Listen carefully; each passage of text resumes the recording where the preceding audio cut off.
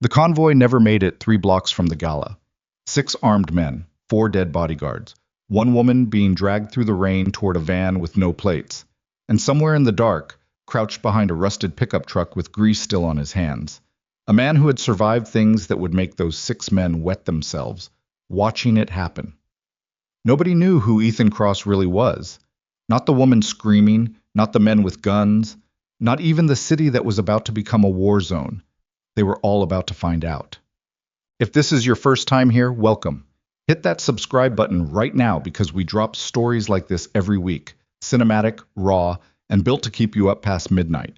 Smash the like button if you're already hooked, and drop a comment telling me what city and country you're watching from. I want to see exactly how far this story travels.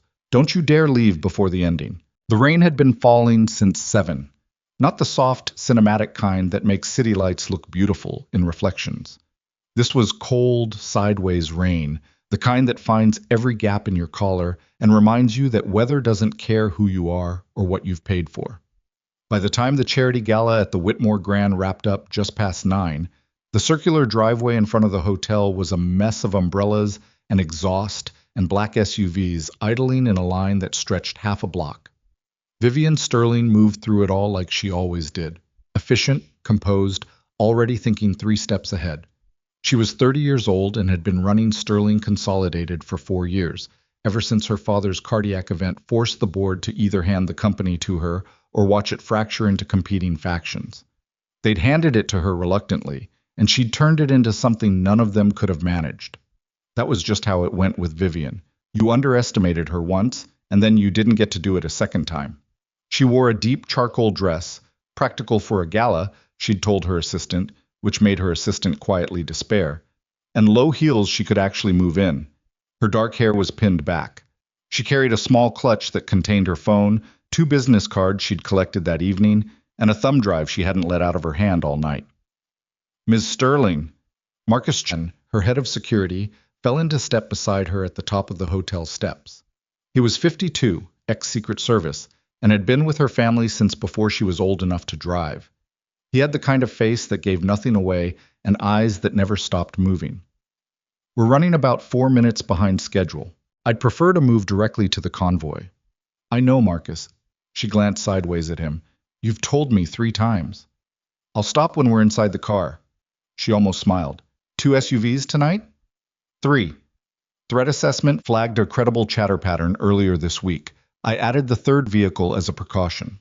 Vivian stopped at the bottom of the steps and turned to look at him directly. How credible? Enough that I'm standing next to you in the rain instead of coordinating from the van. She studied him for a moment, then nodded. Okay, let's move. The convoy was a standard configuration. Lead vehicle, principal vehicle in the center, chase vehicle at the rear. All 3 were armored to a standard that would stop most commercially available rifle rounds. The team was 8 people total, 2 in each flanking vehicle, 2 with Vivian in the center SUV, and Marcus coordinating. It was more than most corporate security details ever deployed in the city. It wasn't enough. 3 blocks from the Whitmore Grand, where Callaway Street narrowed between a parking structure and a stretch of scaffolding from a building renovation that had been stalled for months, the lead SUV hit something. Later, investigators would determine it had been a spike strip, surgically placed in the darkness beneath a shallow puddle, essentially invisible until the vehicle was already on top of it. Both front tires shredded simultaneously. The driver fought the wheel for maybe 40 feet before the vehicle pitched hard into the scaffolding and stopped. The 2 men in the lead vehicle were out of their doors in seconds, which was exactly what their training told them to do. That's when the first shots came from the parking structure. Disciplined, suppressed, precise. 2 shots. Both guards down before either of them cleared their weapons.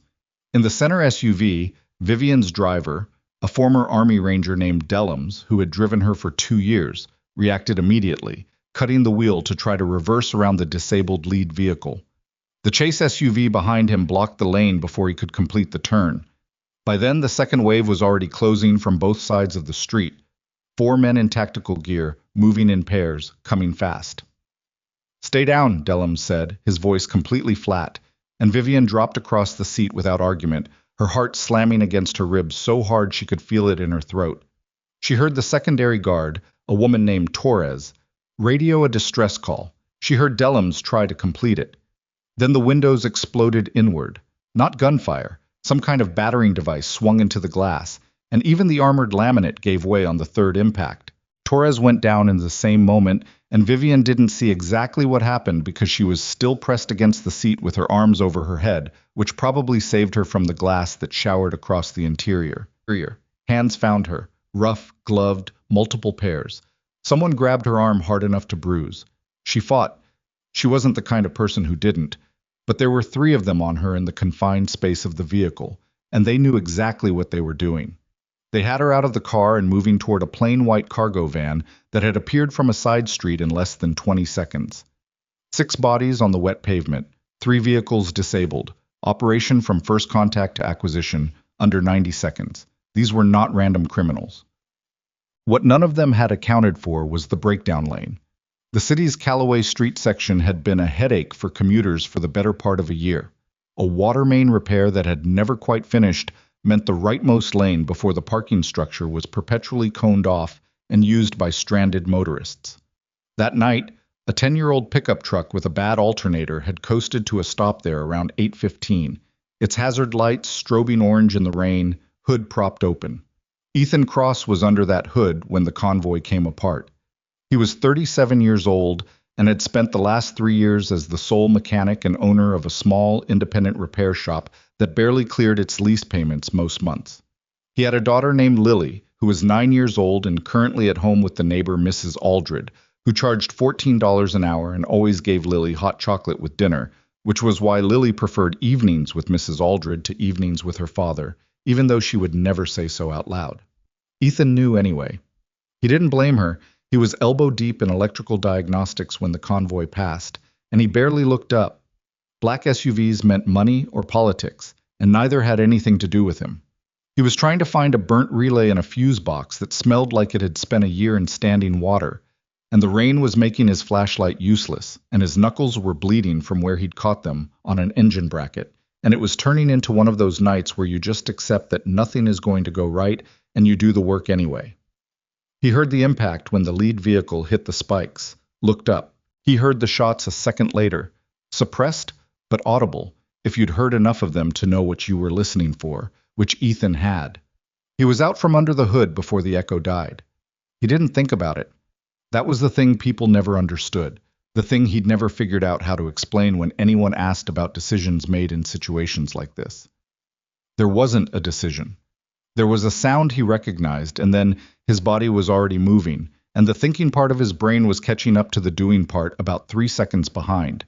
He had a telescoping tire iron in his left hand and a Gerber multi-tool in his jacket pocket, and that was the totality of what he was working with. He had no weapon, no body armor, no comms, no backup, and no real plan beyond getting closer and seeing what he was actually dealing with. What he was dealing with, as he cleared the corner at the edge of the scaffolding, was 6 trained operators in the middle of a controlled extraction, 2 of them managing a female hostage toward a waiting van, 2 more providing perimeter cover, and 2 on overwatch from the parking structure above. He took that in, cataloged it, and kept moving.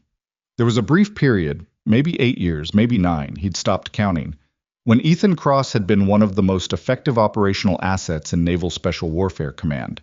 He'd run missions in places that officially didn't happen, with teams whose names weren't in any database that civilians could access. He had also, at 31, walked away from all of it. He had reasons. They were good reasons.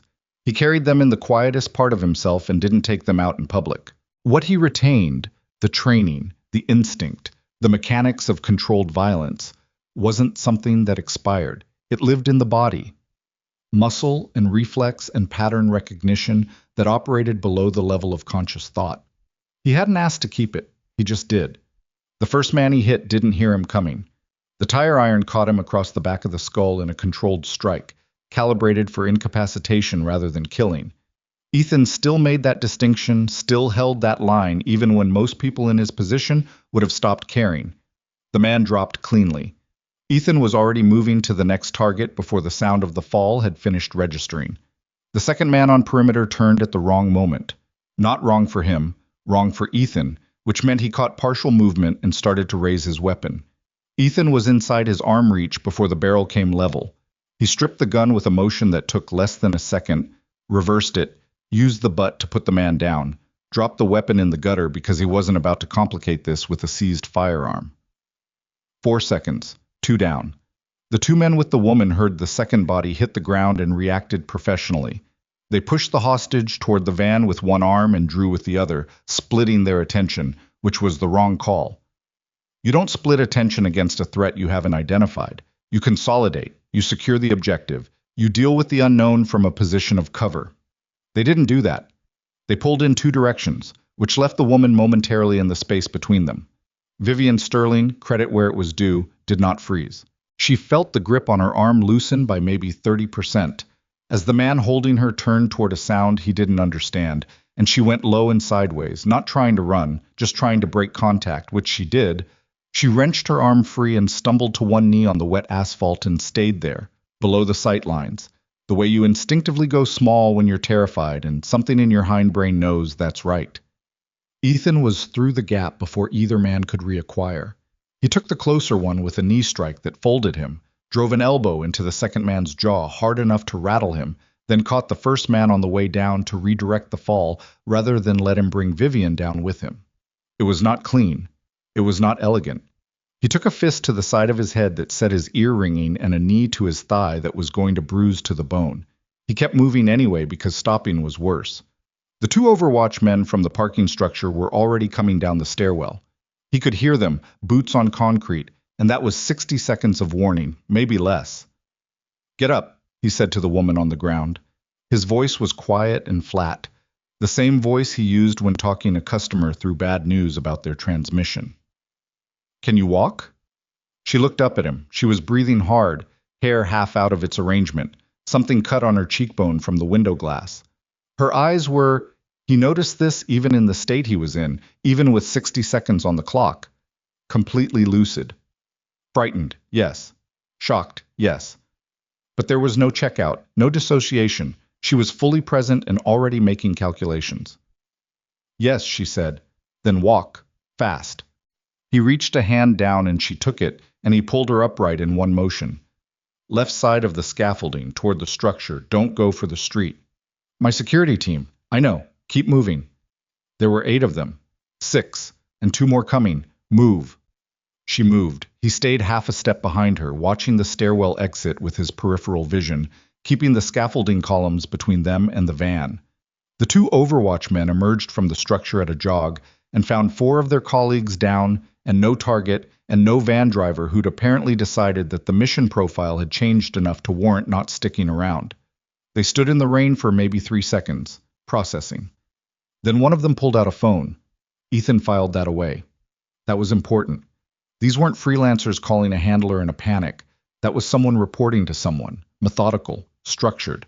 That told him things about what this was that he didn't like at all.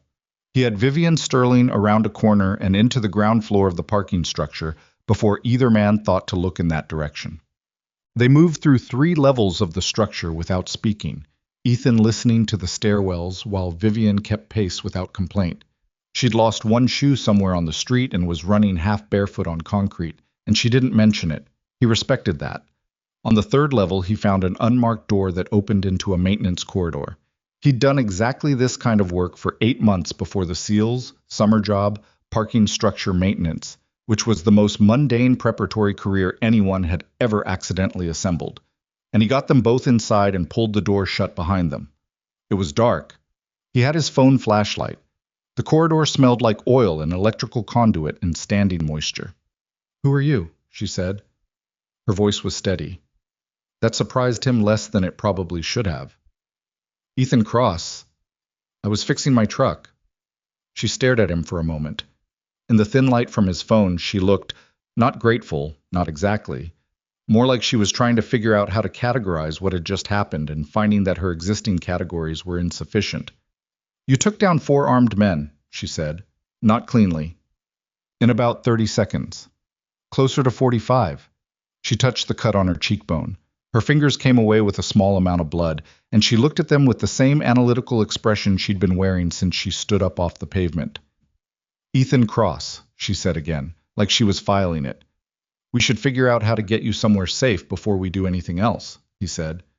My security director, Marcus Chen, is he alive? He watched her face as he said the name, and he could see the answer in the way her expression flickered. She didn't know. We'll find out, but not from here and not right now. He checked his phone. You have a number you can call? Someone not connected to your security apparatus? She looked at him with an expression he couldn't quite read. You're being very specific about that, she said. Yes, he said. The silence lasted a beat. You think someone inside my organization was involved, she said. He didn't answer that. There was no good way to answer that in a maintenance corridor with two armed men 2 floors below them and a woman who'd just had the worst hour of her life and still looked like she was doing algebra. He didn't know her well enough to know how she'd receive it, and he didn't know enough yet to be certain. But he was certain. The spikes in the road. The timing. The fact that someone had known the convoy route that only the security team would have had. The organized withdrawal the moment the operation failed. The phone call. I was certain. I think, he said carefully, that somebody put a lot of planning into tonight, and that it didn't start when you walked out of that hotel. Vivian Sterling looked at him for a long moment. Then she pulled out her phone, cracked screen, still working, and said, I have a number. Good. He moved back to the door and listened. Make the call. Tell them nothing about the route or where you are. Just a pickup location 2 blocks from here. You're going to tell me how to handle my own people. No. I'm going to tell you to not trust anyone until you know who you can trust. He glanced back at her. You don't have to listen to me. I'm a mechanic. She held his gaze for a moment, then she dialed. Outside, somewhere below them, he could hear sirens beginning, the city finally catching up to what had happened on Calloway Street. The rain hadn't let up. Somewhere across town, Lily was drinking hot chocolate with Mrs. Aldred, probably already asleep, and Ethan's truck was still sitting in the breakdown lane with its hood up and its alternator not fixed. He'd have to deal with all of that eventually, but right now there was a woman on the phone 10 feet behind him who someone very organized had just tried to disappear, and the night wasn't close to finished. The pickup came 22 minutes after Vivian made the call.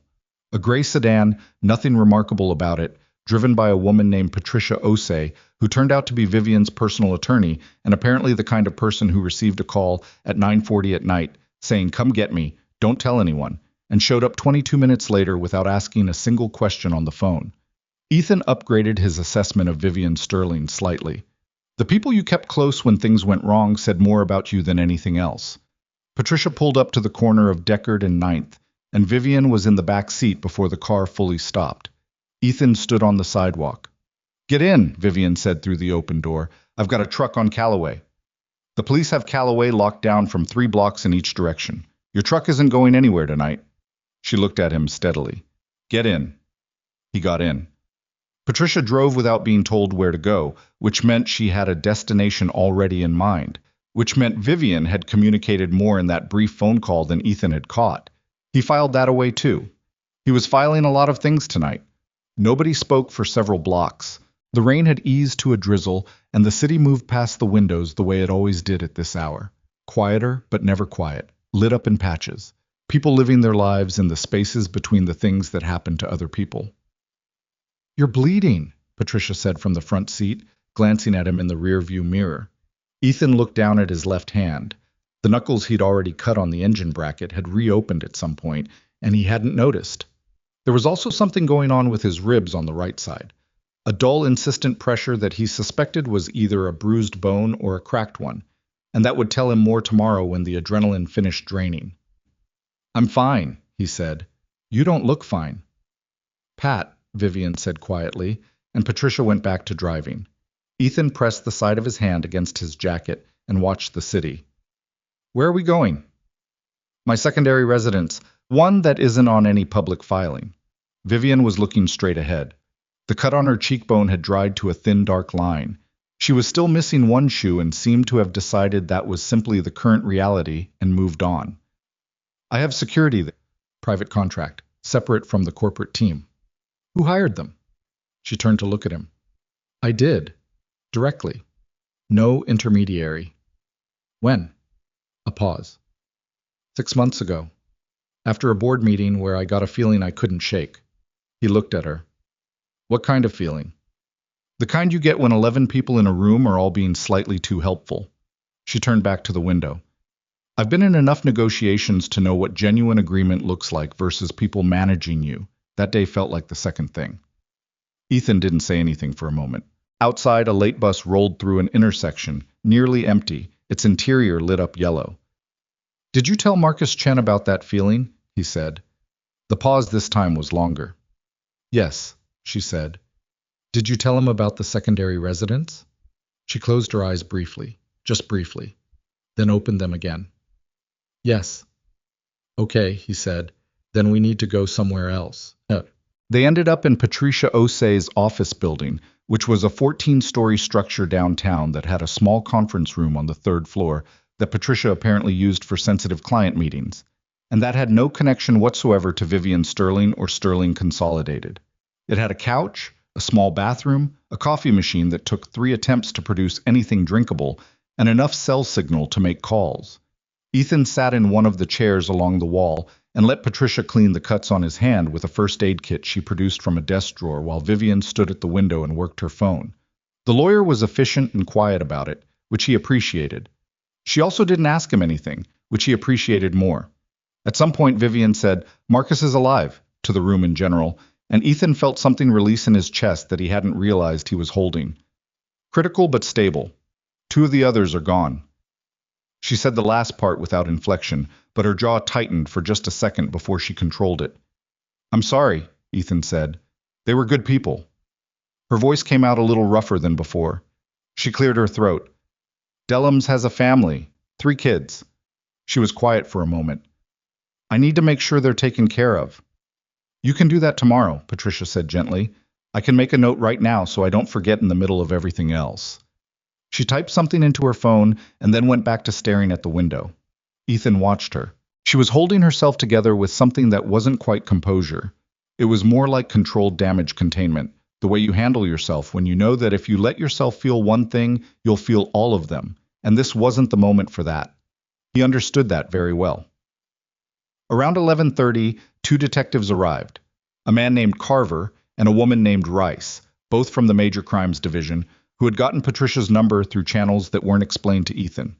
They were professional and they were tired, and Detective Rice had the manner of someone who had been doing difficult work for a long time and had learned to turn her reactions down to a low hum. They asked Vivian questions for 40 minutes. Then they asked Ethan questions for 40 minutes. He answered honestly, with 2 exceptions.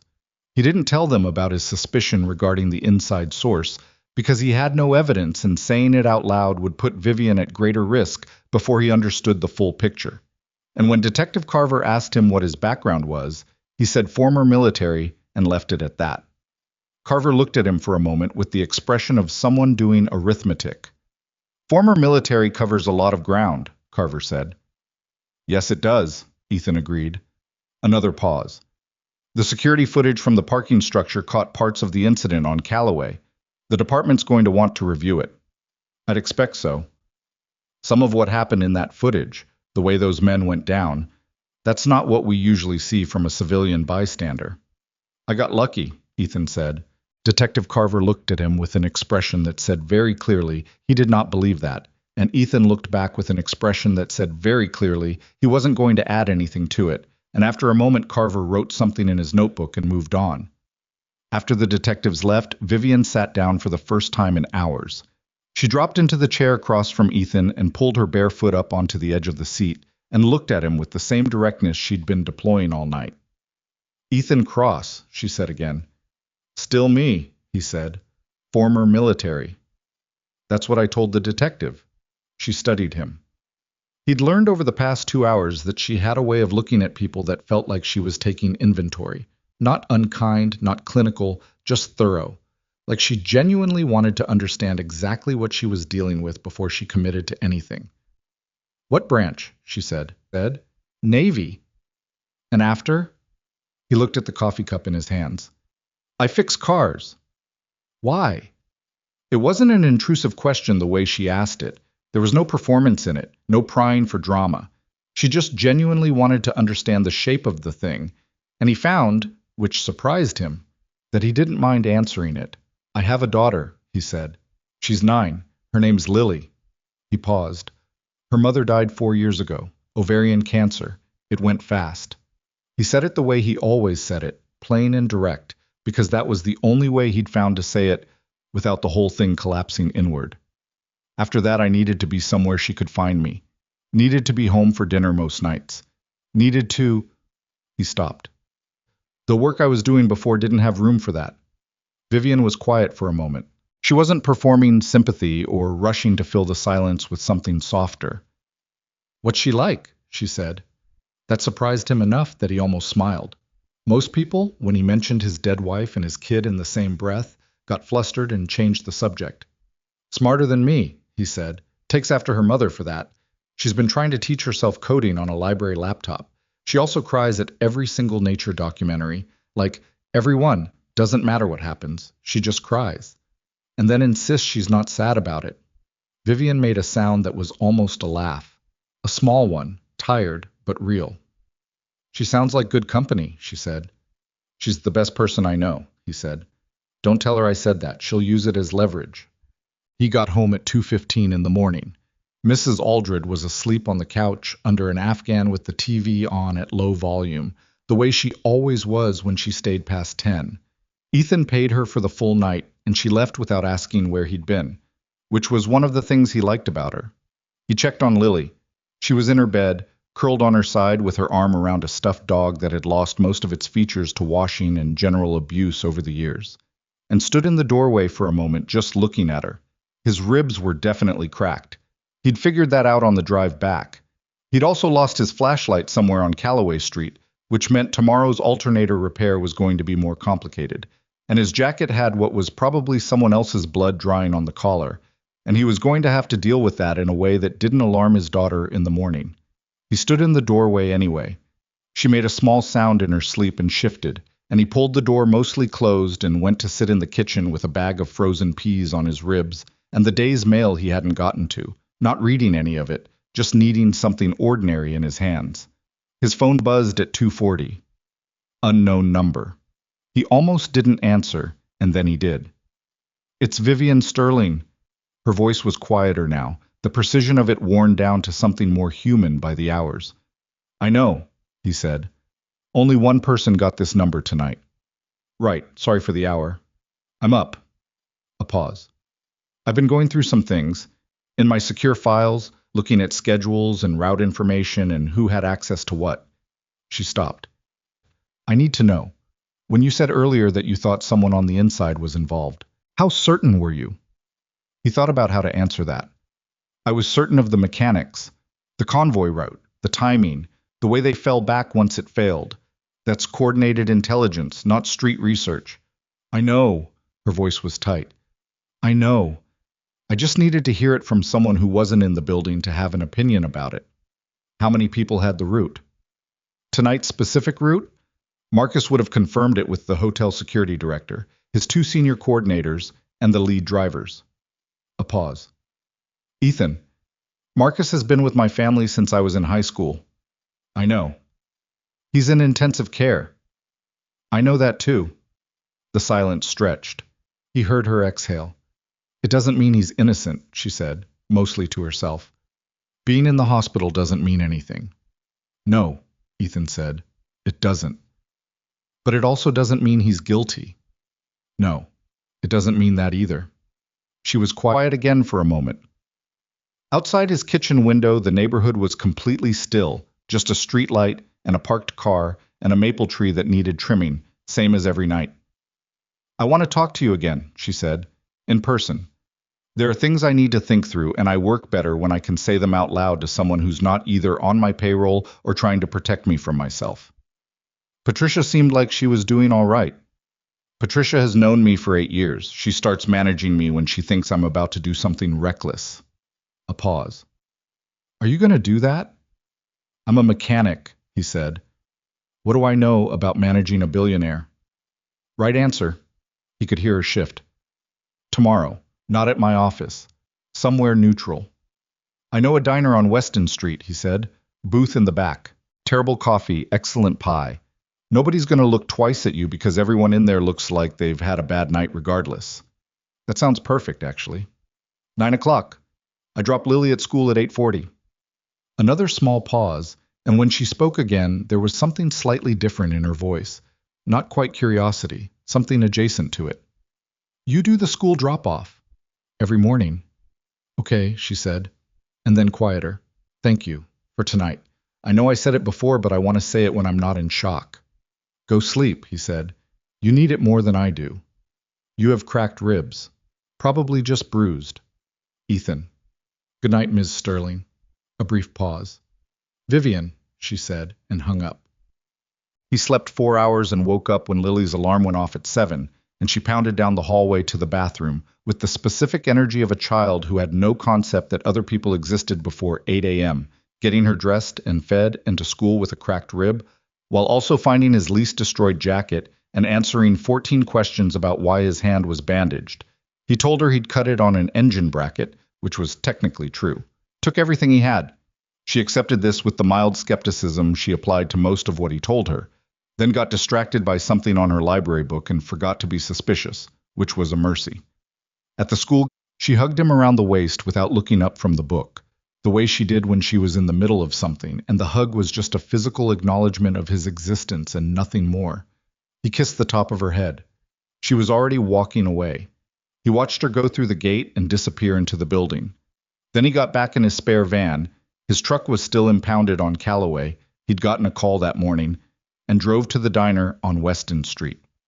Vivian was already there when he arrived, which he should have expected. She was in the back booth, dressed simply. Jeans, a dark sweater, no jewelry, hair down. Without the gala presentation, she looked younger, and also, somehow, more formidable. The diner's other patrons were a man in a postal uniform eating eggs and 2 construction workers arguing about something over their coffee, and nobody looked at her twice, exactly as promised. She had ordered him a coffee without asking. He wasn't sure whether to find that presumptuous or practical. He sat down and decided it was practical. You actually look worse in daylight, she said. Good morning to you, too. How are the ribs? Present, he said. She almost smiled. She had a manila folder on the table in front of her, closed, and she had the manner of someone who had slept a few hours and used them efficiently and was now running on a combination of will and problem-solving instinct. I went through the route documentation last night, she said, after we talked. She pushed the folder toward him. I had Patricia scan and send these from my secure server. He opened it. Pages of internal documentation, calendar entries, routing memos, security briefing timestamps. I wasn't familiar with the formatting, but the information structure was clear enough. Walk me through it. The final convoy route for last night was confirmed at 4:50 p.m. That's less than 5 hours before departure. The adjustment was made because my original route passed a stretch of road that had a water main issue flagged earlier that day. She paused. The adjusted route went through Callaway. That adjustment was communicated to exactly 4 people. Marcus, his senior coordinator, Daniel Voss, the head driver, and she stopped. And a man named Preston Hale, my deputy chief of operations. Ethan looked up from the pages.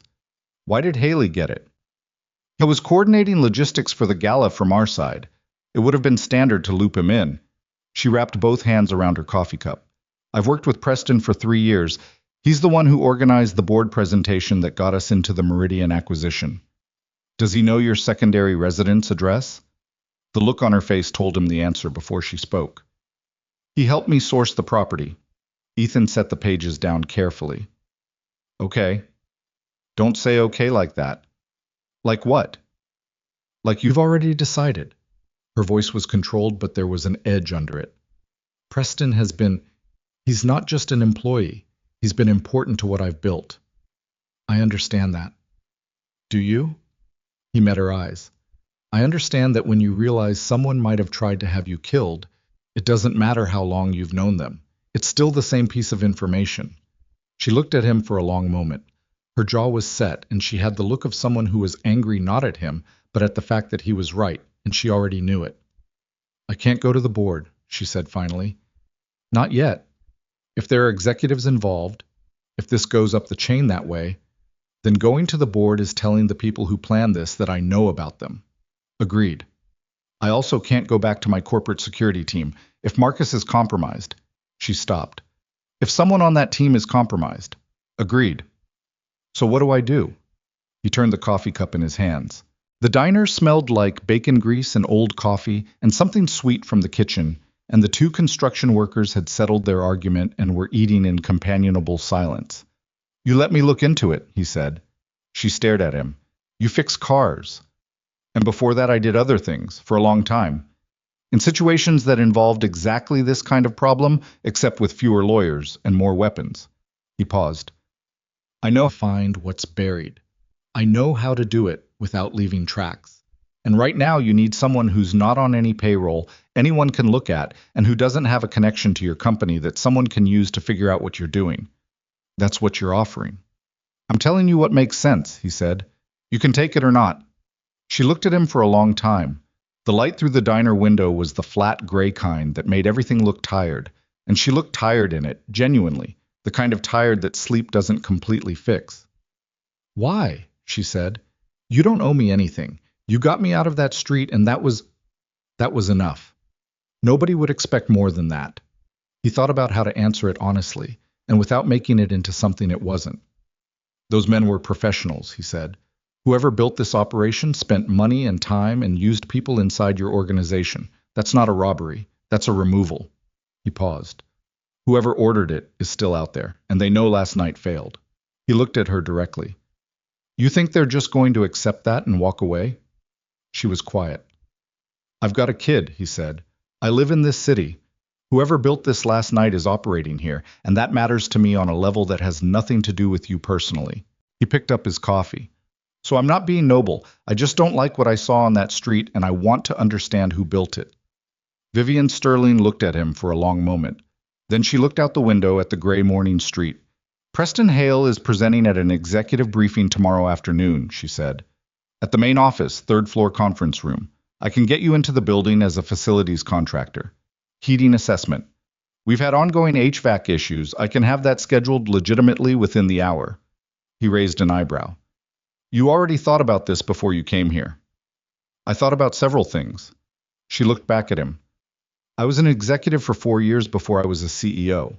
I know how to prepare for a meeting where I might not like the outcome. And if I find something, then we figure out what to do with it together. She held his gaze. I'm not going to pretend I'm going to hand you a blank check and step back. This is my company. These are my people. Whatever we do about this, I'm part of it. I know, he said. You don't seem bothered by that. You got up off the pavement in 30 seconds in the middle of an active ambush, he said. I'm not particularly worried about your nerve. This time she did smile, brief and real, and then she looked back at the folder. There's something else, she said. The smile was gone. I pulled the security footage from the parking structure myself this morning. Had Patricia request it before the department could sequester it. The two men who came down the stairwell. She opened the folder to the last page and slid a printed still image across the table. I ran the partial plate on the van through a contact I have. It traces to a shell company incorporated in Nevada 14 months ago. He looked at the image. Grainy, but usable. Two men in tactical gear, faces partially obscured but build and movement visible. 14 months, he said. Yes. Someone started building this 14 months ago. Yes. Her voice was very steady, which means this isn't about a board dispute or a quarterly report. This is something older, something that started before I had any idea it was coming. She paused. And I need to know what it is before it tries again. He looked at the image for another moment, then closed the folder and pushed it back to her. Tomorrow morning, he said. What time does that briefing start? 2 p.m.? Then I need to be in the building by noon. He picked up his coffee again. And I'm going to need the full building schematic, not the public version, the actual one. She nodded once, already reaching for her phone. Outside, the gray morning was starting to show a few cracks of blue at the edges. A delivery truck rumbled past, and a woman walked by with a dog that was trying to investigate everything within leash range. And the city continued the way it always did, steady, indifferent, full of things happening inside of it that nobody on the street could see.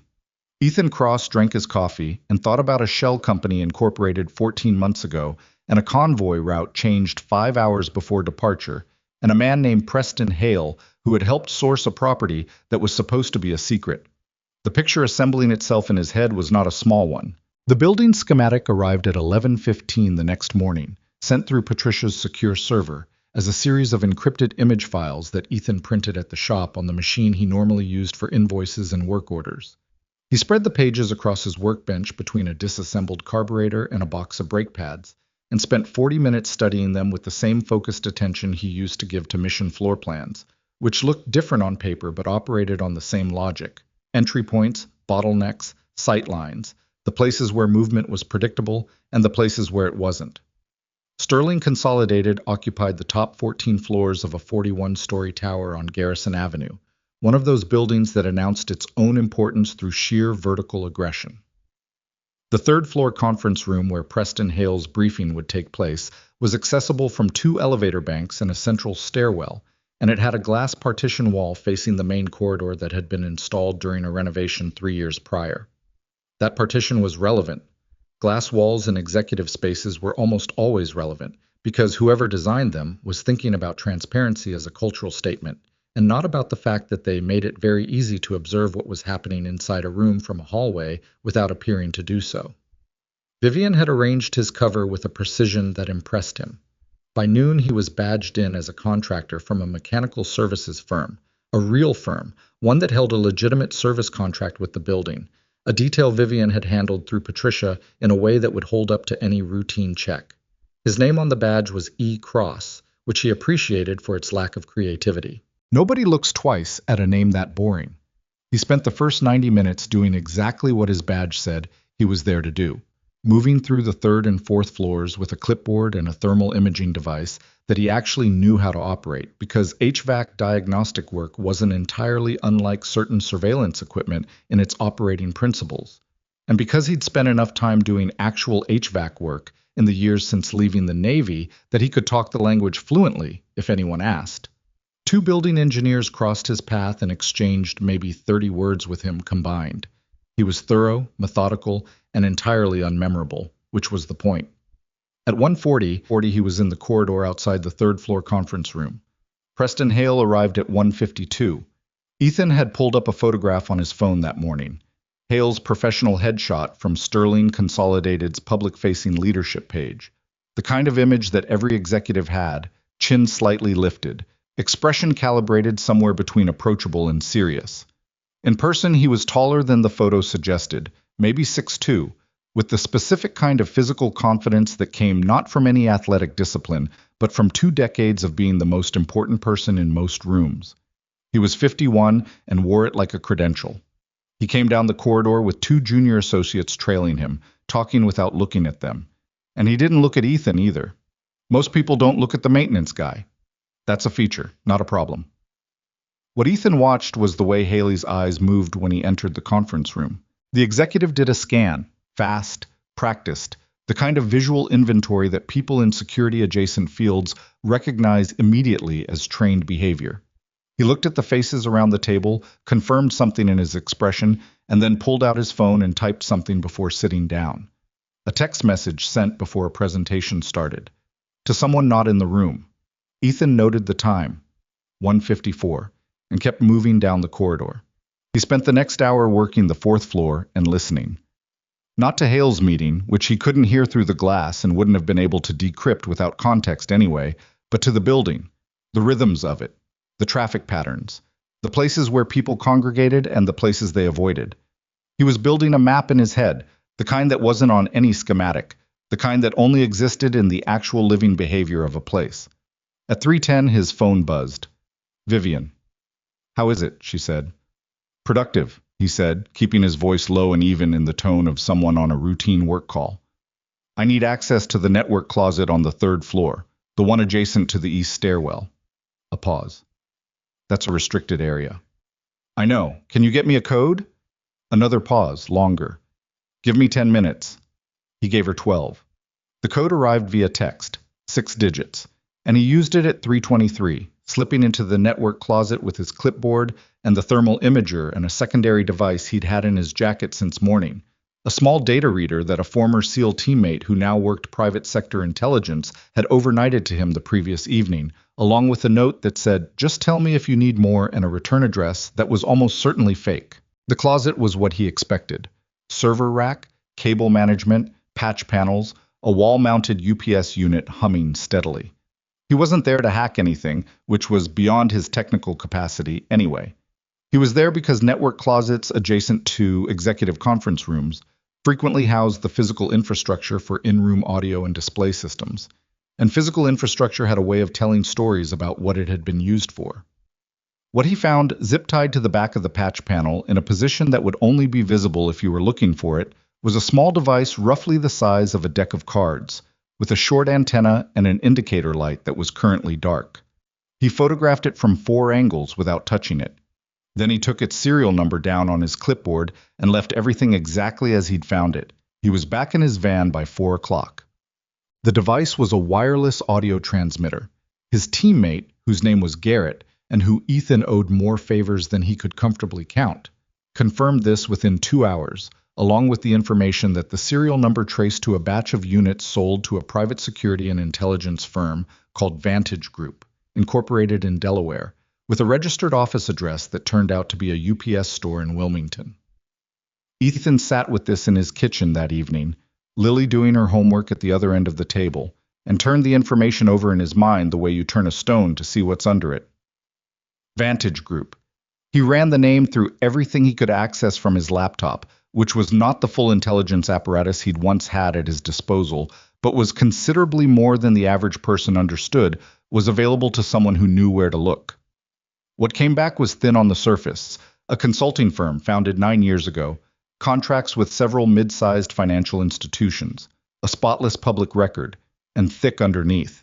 2 of the firm's founding partners had federal indictments that had been quietly resolved. A third had a connection to an overseas investment vehicle that Ethan recognized from a briefing he'd attended in a different life, in a building that didn't officially exist, concerning financial instruments used to move money across jurisdictions in ways that avoided standard monitoring. Vantage Group was not a security firm. It was a mechanism. The question was whose mechanism, and toward what end? "Dad," Lily said. He looked up. She was frowning at her math worksheet. If a train leaves at 6 a.m., going 60 miles an hour, and another train leaves at 8 a.m., going 80 miles an hour, when do they meet? 10 a.m., he said. She stared at him. You didn't even think about it. I thought about it fast. She looked down at her paper and started writing, still frowning. Then, without looking up, "You're doing the thing where you're here, but you're also somewhere else." He looked at his daughter. She had her mother's directness and her mother's ability to say the accurate thing without cruelty, which was a gift that skipped Ethan entirely. "I'm working on something," he said. "The lady from the news?" He went still. "What?" Lily finally looked up. "There was a thing on the news at school today. Someone showed it on their phone at lunch. A lady named Sterling got attacked, and a mechanic saved her." She studied him with the patient expression of a 9-year-old who already understood more about her father's capacity for understatement than he'd ever given her credit for. "Your hand is wrapped up." He looked at his hand. "Dad?" "I'm okay," he said. "I know you're okay. You're always okay. That's not what I'm asking." He looked at her for a moment. She had flour on her sleeve from something she'd done in the after-school program, and her hair was escaping its braid, and she was looking at him with an expression that was entirely too old for her face, the expression of someone who had learned early that the people they loved sometimes didn't come home, and had decided to pay attention because of it. "I helped someone," he said, "and now I'm making sure they're going to be all right." "Is someone going to come here?" she said. "To our house?" "No," he said, and he meant it as a fact and as a promise and as a calculation he'd already run and was going to keep running until he was certain of the answer. She held his gaze for another second. Then she looked back at her worksheet. "Okay," she said. He watched her work for a moment, this small, serious person who trusted him and who he was not going to let down. Then he picked up his phone and called Vivian. "Vantage Group," he said when she answered. A silence on her end. Then, "I've heard of them." "In what context?" "They approached Sterling Consolidated about 18 months ago. An unsolicited proposal, security consulting, infrastructure assessment, risk management." A pause. "Preston Hale brought the proposal to me. I looked at it and declined. The pricing structure was unusual, and their references didn't check out the way they should have." 18 months ago, 4 months before the Nevada Shell Company was incorporated. Who at Vantage did Haley communicate with during that process? Ethan said. I don't know. I didn't handle the back and forth. I just reviewed the final proposal and said no. Another pause, heavier this time. Ethan. Yeah. If Preston has been working with Vantage since before they approached us formally, then the approach was never about getting the contract, he said. It was about establishing a connection they could use, getting someone inside. The silence on her end had a texture to it now.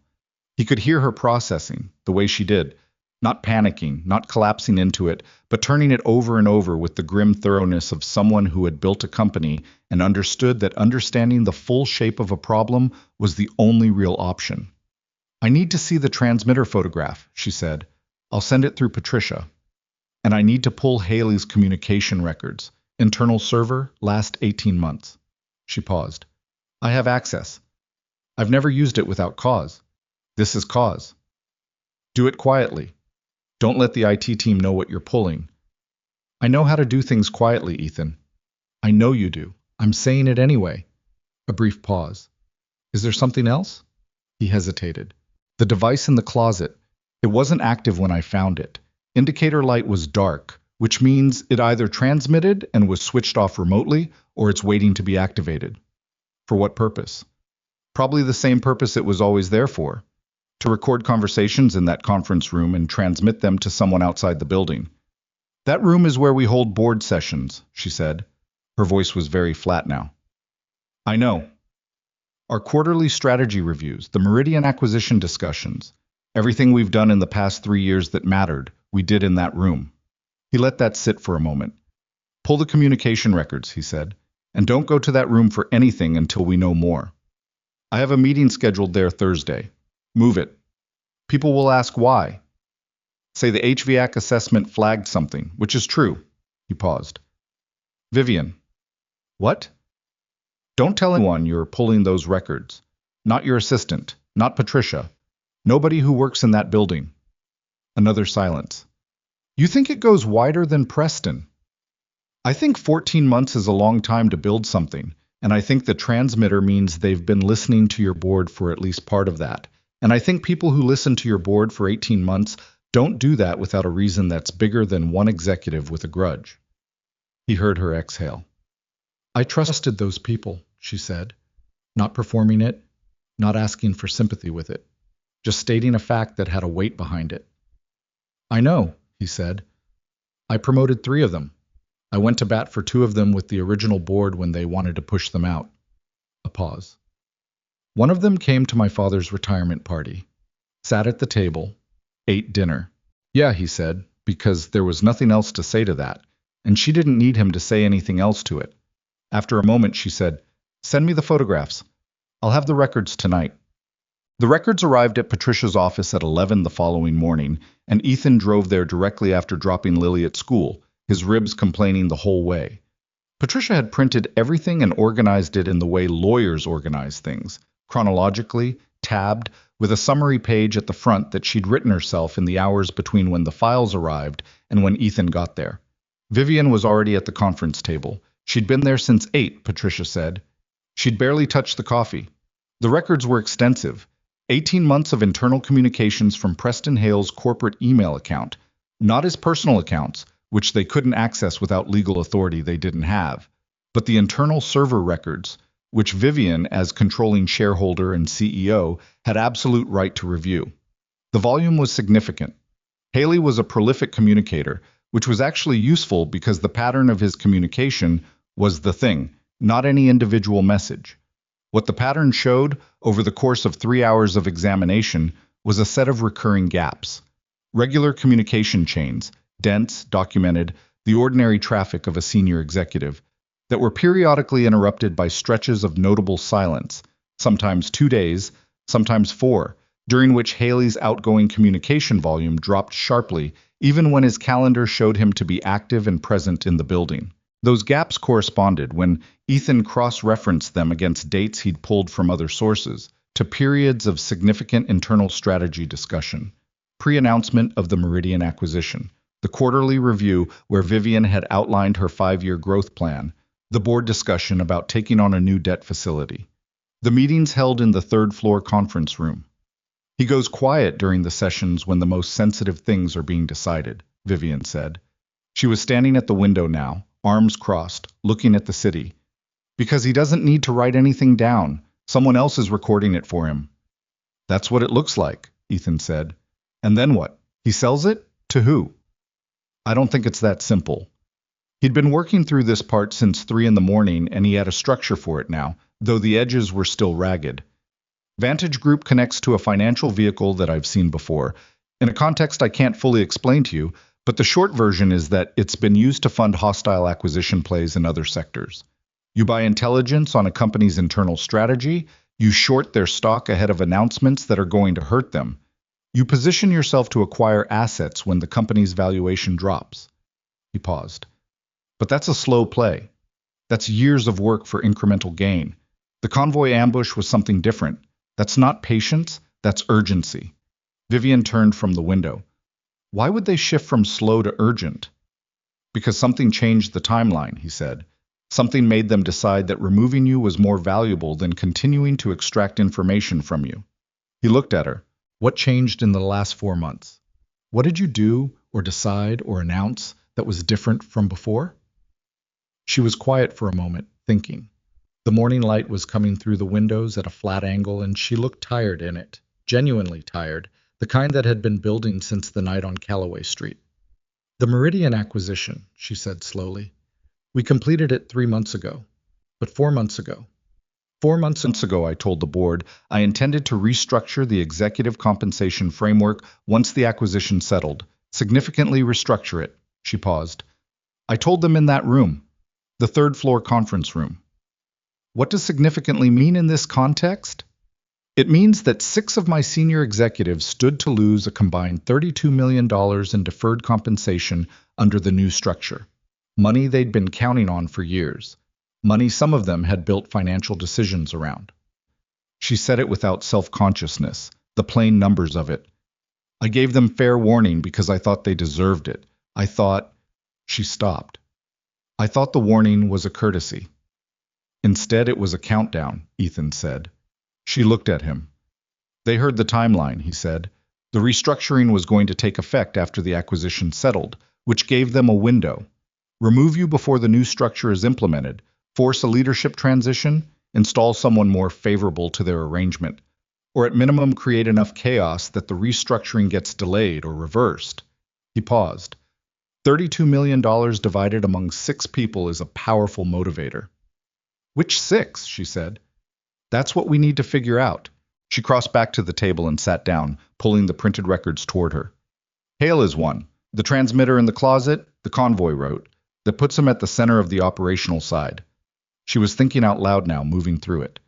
But Haley doesn't have the financial resources to fund Vantage Group. He has money, but not that kind of money. Somebody else is funding this. Somebody with enough stake in the outcome to justify the cost, Ethan agreed, and enough authority within the company to coordinate multiple people across an extended period without any of them talking. She looked up from the pages. That's a board member. He'd been sitting with that conclusion since 3 in the morning, too. Yeah. The word landed in the room and stayed there. Patricia, who had been sitting quietly at the far end of the table, taking notes and not inserting herself into the analysis, looked up now. Vivian, she said, with the careful precision of a lawyer who had identified a line. If this goes to board level, you have an exposure problem that is significant. A board member involved in an attempt on your life, that's criminal conspiracy, it's securities fraud, it's a dozen other things. But if you move on this wrong, if you alert the wrong person, they can use their position to bury the evidence and come after you legally before you can protect yourself. I know, Vivian said. You need law enforcement, properly. I know that too. She looked at Ethan. But not yet. Not until we have something that can't be explained away or turned around. She held his gaze. You said you know how to find what's buried without leaving tracks.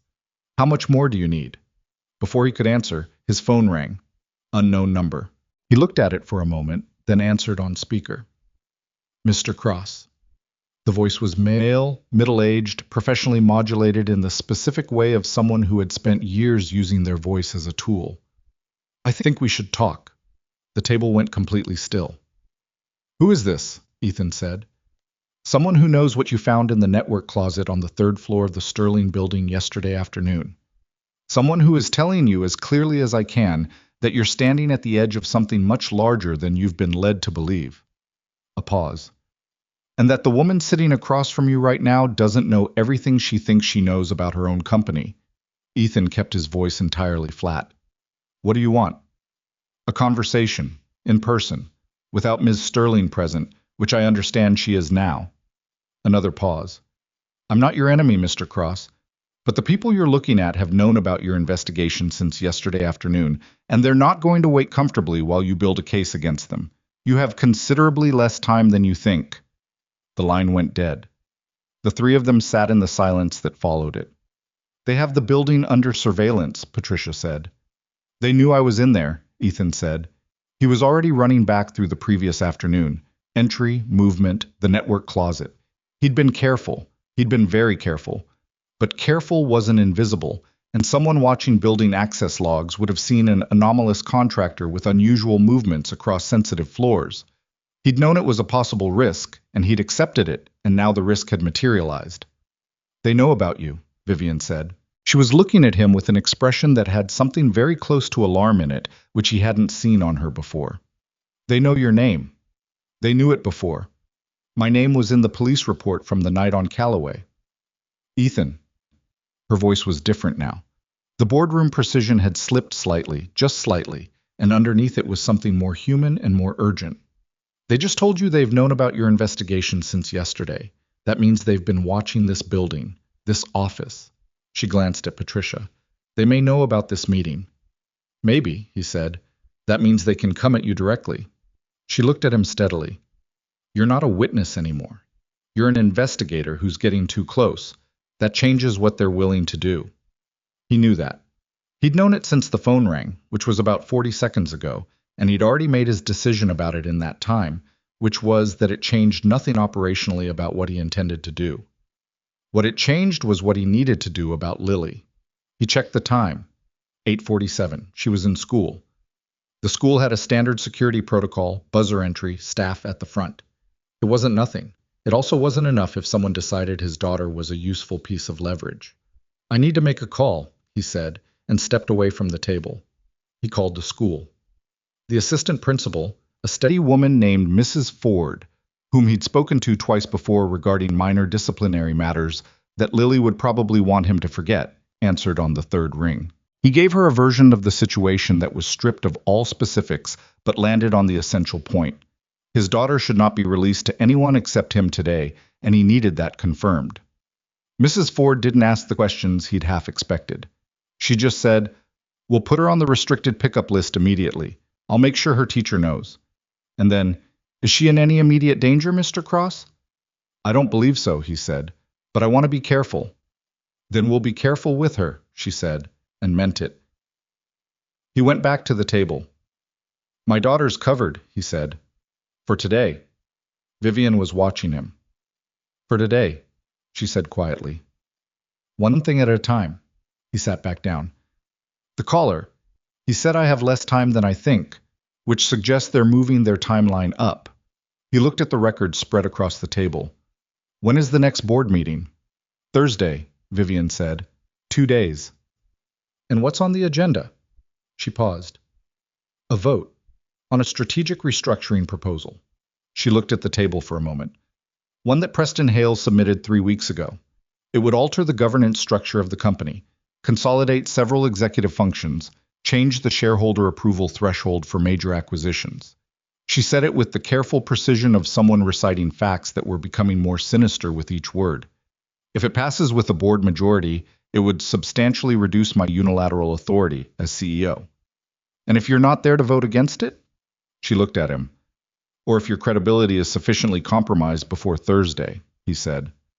The room was very quiet. "He said they'd come at you through accusation," Patricia said. Her voice was careful and professional, and doing its job of masking the fact that she was clearly alarmed. "That's what he meant. They don't need to try again on Calloway Street. They turn you into the suspect." "They already have the material," Ethan said. a former special operations soldier with no verifiable current employment, present at the scene of the attack on Ms. Sterling, with skills inconsistent with his civilian cover, now conducting unauthorized surveillance of Sterling Consolidated's facilities. He said it flat, laying it out. That's a story. It's not a true story, but it's a story a lawyer can work with in front of a board and a press corps. Vivian was looking at him with an expression he couldn't fully decode. They're going to say you planned it, she said. Yes. That the rescue was staged, that you're the inside man. Yes. Will anyone believe that? Enough people for long enough to push through that Thursday vote and make sure you're too busy defending me to focus on them. He paused. It doesn't need to be true. It just needs to be loud. She stood up abruptly and walked to the window again. He let her. She stayed there for a long time, looking at the street below, and he watched her and said nothing and let the shape of the problem settle into its full dimensions in the room. When she turned back, her expression had the quality he'd come to recognize in the past 48 hours as her version of resolve. Not the performed confidence of someone in a board meeting, but the harder, quieter thing underneath it. I want to know who called, she said. The voice on the phone. So do I. And I want to know who the board member is before Thursday. I'm working on it. We have 2 days, Ethan. I know. That's not enough time. It's the time we have, he said. So let's not waste any of it. She looked at him for a moment. Then she pulled her chair back out and sat down and pulled the records toward her again and said, Walk me through the financial vehicle you mentioned, the one you recognized from before. All of it. Outside, somewhere across the city, someone who knew Ethan's name and knew about the network closet and knew about this office was making their own calculations, working their own timeline, preparing their own next move. The 2 days ahead of them were going to be the longest 2 days either of them had spent in a very long time. The anonymous caller's voice stayed with Ethan through the rest of that morning and into the afternoon, the way certain things stay. Not as a memory exactly, but as a texture, a quality of unease that sits at the back of the mind while the front of it works on other things. Someone who knew about the network closet.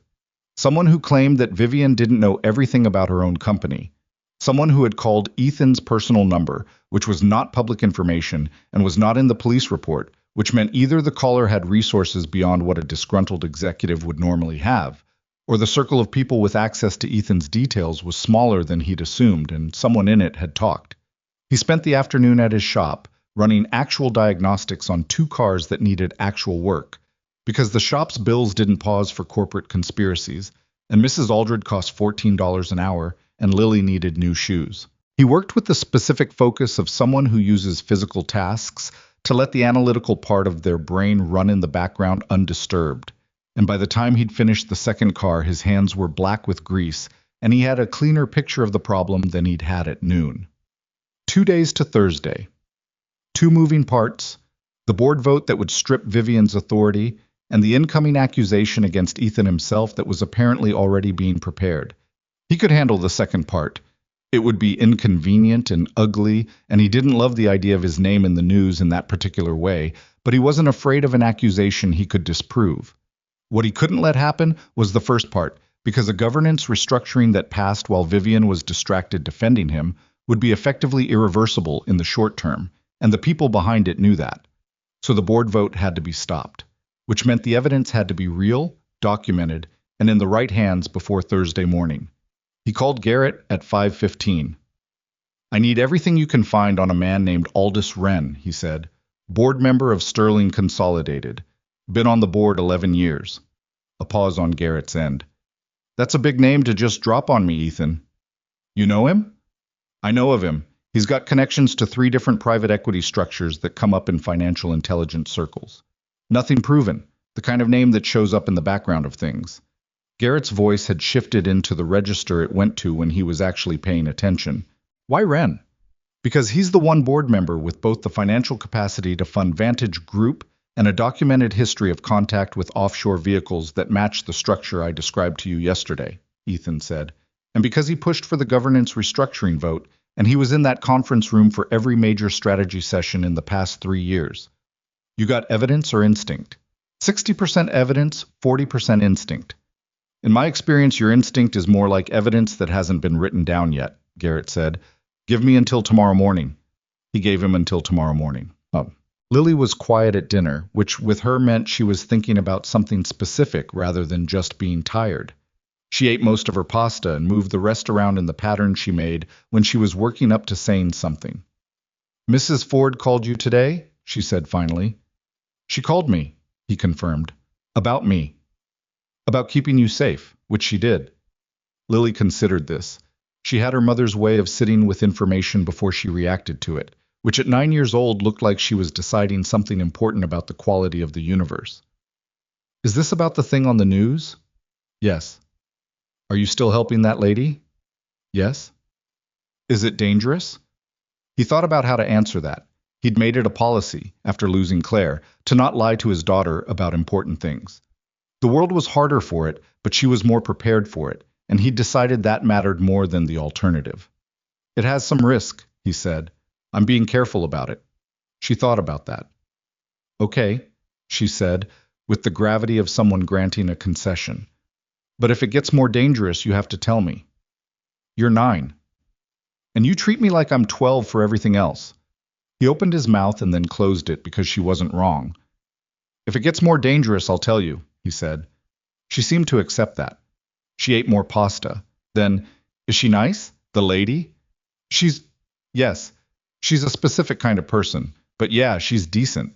"Specific how?" "Very direct. Very smart. She doesn't waste a lot of time on things that aren't the point." Lily thought about this for a moment. "That sounds like you," she said, and went back to her dinner. He sat with that for a moment longer than he intended. So, Garrett called at 7:45 the next morning, while Ethan was making Lily's lunch. "Aldous Wren," Garrett said, without preamble. 63 years old. On the Sterling board since Vivian's father brought him in during the company's second major expansion cycle. He was the one who structured the financing for that expansion, brought in 3 private capital partners, one of which was a Cayman-registered vehicle that dissolved 18 months after the deal closed. A pause. That vehicle had a beneficial ownership that overlaps partially with the structure behind Vantage Group. Ethan set down the bread knife. "How partial?" "Partial enough that if you put a financial forensics analyst on it with full legal authority and a few weeks, they'd find the thread. Partial enough that without that, it's circumstantial." Another pause. "But here's the cleaner thing. Wren holds a 22% stake in a private equity fund that has been quietly accumulating Sterling consolidated stock through nominee accounts for the past 14 months. 14 months again. The same number kept appearing like a watermark on everything. If Vivian were removed and the company went through a chaotic leadership transition," Ethan said, "the stock drops. Significantly.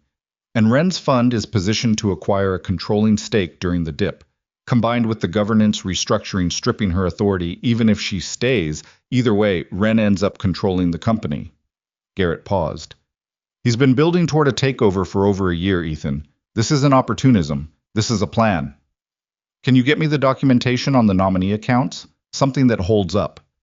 I can get you the structure. Turning it into something a court accepts is someone else's department." He paused. "You need the SEC, Ethan. Quietly, but you need them." "I know, working on the timing." "Don't work on it too long. Someone with Wren's resources doesn't leave clean evidence sitting around indefinitely." After he hung up, he called Vivian. She picked up on the first ring, which meant she'd been awake for a while. "Tell me." He told her. All of it, including the 14 months, including the nominee accounts, including the full shape of what Aldous Wren had been building while sitting in her boardroom and shaking her hand and eating dinner at company events. She was silent for a long time when he finished. "He gave a toast at my father's retirement," she said. "He said—" She stopped, started again.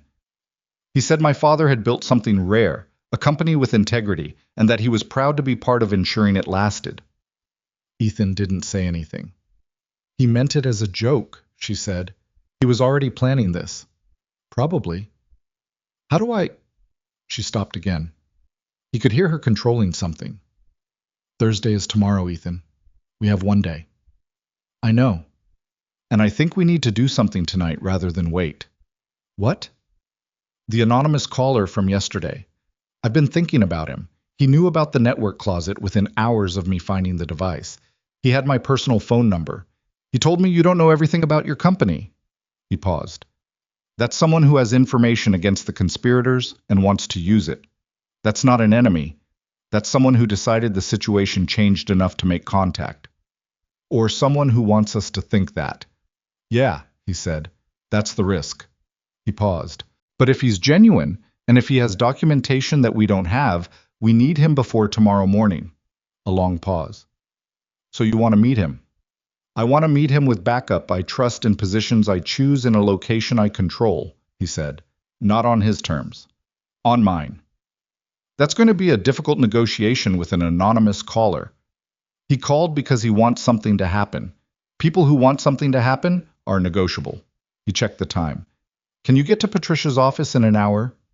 I'll be there in 40 minutes, she said, and hung up. Well, getting the anonymous caller back took 2 hours and 3 methods, including a message routed through a dead drop channel that Garrett maintained, and that required explaining to Vivian and Patricia in terms that made Patricia look like she was reconsidering several fundamental assumptions about the world she lived in. The caller responded at noon. A text to Garrett's number relayed to Ethan named the location. Ethan named a parking structure on the west side of the city. Not the one on Callaway, a different one. A mid-sized commercial facility attached to a shopping complex that had 3 vehicle exits, 2 pedestrian exits, a security camera system that Garrett could access remotely, and a second-level section that was largely empty on weekday afternoons because the anchor tenant on that side of the complex had closed 6 months ago.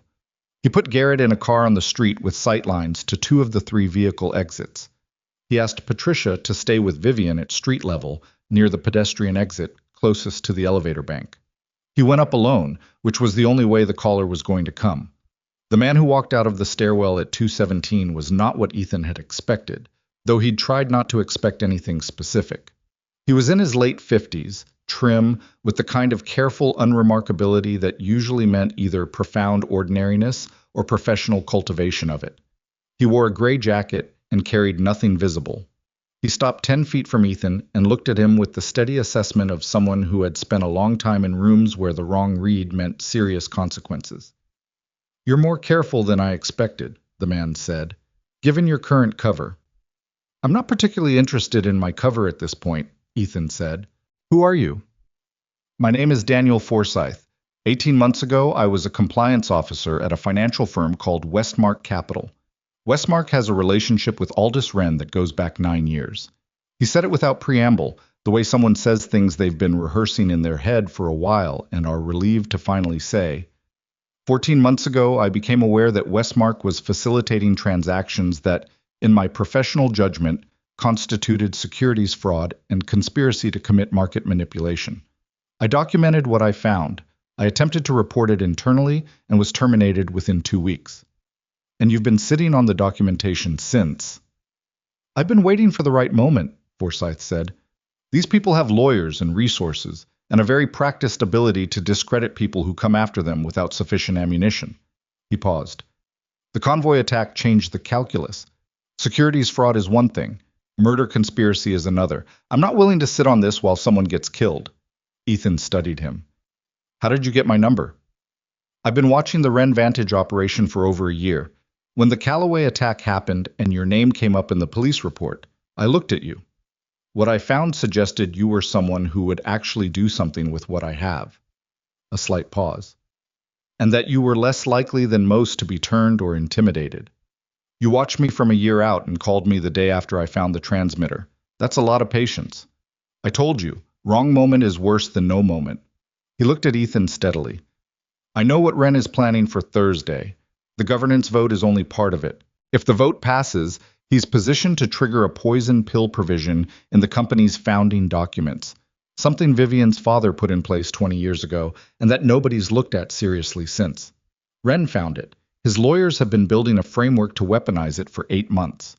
It would force a mandatory buyout of Vivian's controlling shares at a valuation set by a formula that, given the current market conditions, would value them at roughly 60% of their actual worth. Ethan kept his expression neutral. He forces her out of her own company at a loss. While his nominee accounts buy the depressed stock at bottom dollar, Forsyth confirmed. The whole operation, the intelligence gathering, the Vantage Group, the convoy attack, the manufactured accusations against you, It's all architecture to support a corporate seizure that's technically legal once the governance restructuring passes. He paused. Technically legal because every illegal step that made it possible gets buried under the legitimate surface. What do you have? Forsyth reached into the inner pocket of his jacket and produced a USB drive. Transaction records, internal communication threads, the legal memoranda Wren's team prepared on the poison pill strategy, and the financial mapping of the nominee accounts to Wren's beneficial ownership. He held it out. 14 months of documentation. Ethan took it. He turned it over in his hand. Why not go to the SEC directly? I did. 8 months ago. With a partial version of this. Forsyth's voice didn't change, but something in his expression did, briefly. The case officer I filed with turned out to have a professional relationship with one of Westmark's board members. My complaint was reviewed and dismissed within 3 weeks on procedural grounds. He paused. There are people with reach inside that process. I needed a different entry point. Vivian Sterling going public with this herself. A CEO presenting evidence of a conspiracy against her company with an independent corroborating file from a terminated whistleblower hits differently than an anonymous complaint from a fired employee. He said it without bitterness, just the mechanics of how these things worked. I need her to be the one who walks into that room. Ethan looked at the drive for another moment. Then he looked at Forsyth. If this is genuine, he said, you're going to have to go on record, not immediately, but eventually, and these people are going to come after you. I know, Forsyth said. I've been living with that knowledge for 14 months. He paused. I've been careful. I have copies of everything in 3 separate locations. If something happens to me, they go public automatically. A pause. But I'd prefer not to find out how well that system works. Get somewhere safe tonight, Ethan said. Somewhere these people don't know about. And don't contact me through any channel that's been used before. Forsyth nodded once. Then he turned and went back to the stairwell. Ethan stood in the empty parking level for a moment, the USB drive in his hand, and listened to the city noise filtering in from the street and thought about the shape of the next 18 hours. They worked through the night at Patricia's office. Garrett arrived at 6 with his laptop and an external hard drive and spent 4 hours cross-referencing the Forsyth documentation against the financial structure he'd already mapped, building the connective tissue between the 2 data sets into something that told a single coherent story rather than 2 parallel ones. Patricia worked alongside him, translating the financial and operational material into the legal framework, identifying which specific statutes had been violated, which agencies had primary jurisdiction, which elements of the documentation were strongest, and which needed corroboration. Vivian sat at the head of the table and read everything that was put in front of her. She didn't delegate. She asked specific questions and absorbed the answers and went back to the documents. At some point around midnight, Patricia tried to suggest she get a few hours sleep, and Vivian looked at her with an expression that ended that conversation. Ethan sat across from her for much of it, doing his own work, tracking the operational elements of what Wren had built, identifying the links between Vantage Group and the convoy attack that would connect the financial conspiracy to the criminal one. Preston Hale was the bridge. Hale had brought Vantage Group's proposal to Vivian 18 months ago as a supposed business pitch, which gave him a documented relationship with the firm. The transmitter in the conference room was Vantage's work, but installing it required inside access that only Hale could have provided. The convoy route on the night of the attack was confirmed to Hale at 4:50 p.m. The timeline was clean. At 2 in the morning, Vivian said without looking up from the pages, "Do you ever sleep?" 4 or 5 hours usually, Ethan said. You? 6 when I can get it, which hasn't been this week. She turned a page. How are you doing this while running your shop? The shop's been closed since Monday. I put a sign on the door. She looked up at that. You're losing income. Yeah. Don't he said. She held his gaze for a moment. Ethan, you can make it right when this is finished. Right now I just need to focus. She looked at him for another second, with the expression he'd started to recognize as her version of something she didn't have a ready word for. Not gratitude, which was too simple, and not respect, which was too formal, but something in the space between them that had been building since a maintenance corridor that smelled like electrical conduit and rain. Okay, she said, and went back to reading. By 6:30 in the morning, they had a package. Not perfect. Garrett was clear about that, and Patricia was clear because neither of them were the kind of people who oversold what they had. But it was substantial. The nominee account documentation, the Vantage Group financial mapping, the transmitter serial number and provenance, Hale's communication gap analysis, the poison pill legal memoranda from Forsyth's files, and a timeline that connected the first Westmark transaction to the convoy attack in a coherent sequence. Patricia spent an hour on the phone starting at 7 a.m. She had a contact at the U.S. Attorney's Office, not the SEC, which had already been compromised once, a woman named Holt, who had prosecuted 3 major securities fraud cases in the past 5 years, and who, according to Patricia, had a reputation for being exceptionally difficult to pressure or redirect once she'd committed to something. Holt agreed to a meeting at 9:30. That left 3 hours. At 7:45, while Garrett was still compiling and Patricia was still on the phone, Vivian came and stood next to Ethan at the window where he'd been watching the street. "There's something I need to tell you," she said, quietly enough that it didn't carry across the room. "Before we walk into that meeting." He turned to look at her. "Aldous Wren called me yesterday evening," she said. "On my personal line." She paused. "I didn't tell you because I needed to think about it first." He waited. He was very calm. He said he'd heard I was dealing with a difficult situation and that he wanted to offer his full support as a board member. He said he thought the attack on Monday had clearly affected my judgment, and that perhaps it would be wise to consider temporarily stepping back from day-to-day operations while I recovered. She said it with the precise, controlled articulation of someone repeating something word for word because they want the exact wording to register. He said he and several colleagues were prepared to help manage the transition in my absence. "Several colleagues," Ethan said. That's the word he used. "He was telling you what was coming, giving you a chance to step aside voluntarily." "Yes," she said. "That's what I thought. And you didn't call me." "I needed an hour to be angry about it," she said. "By myself. Without anyone watching." She paused.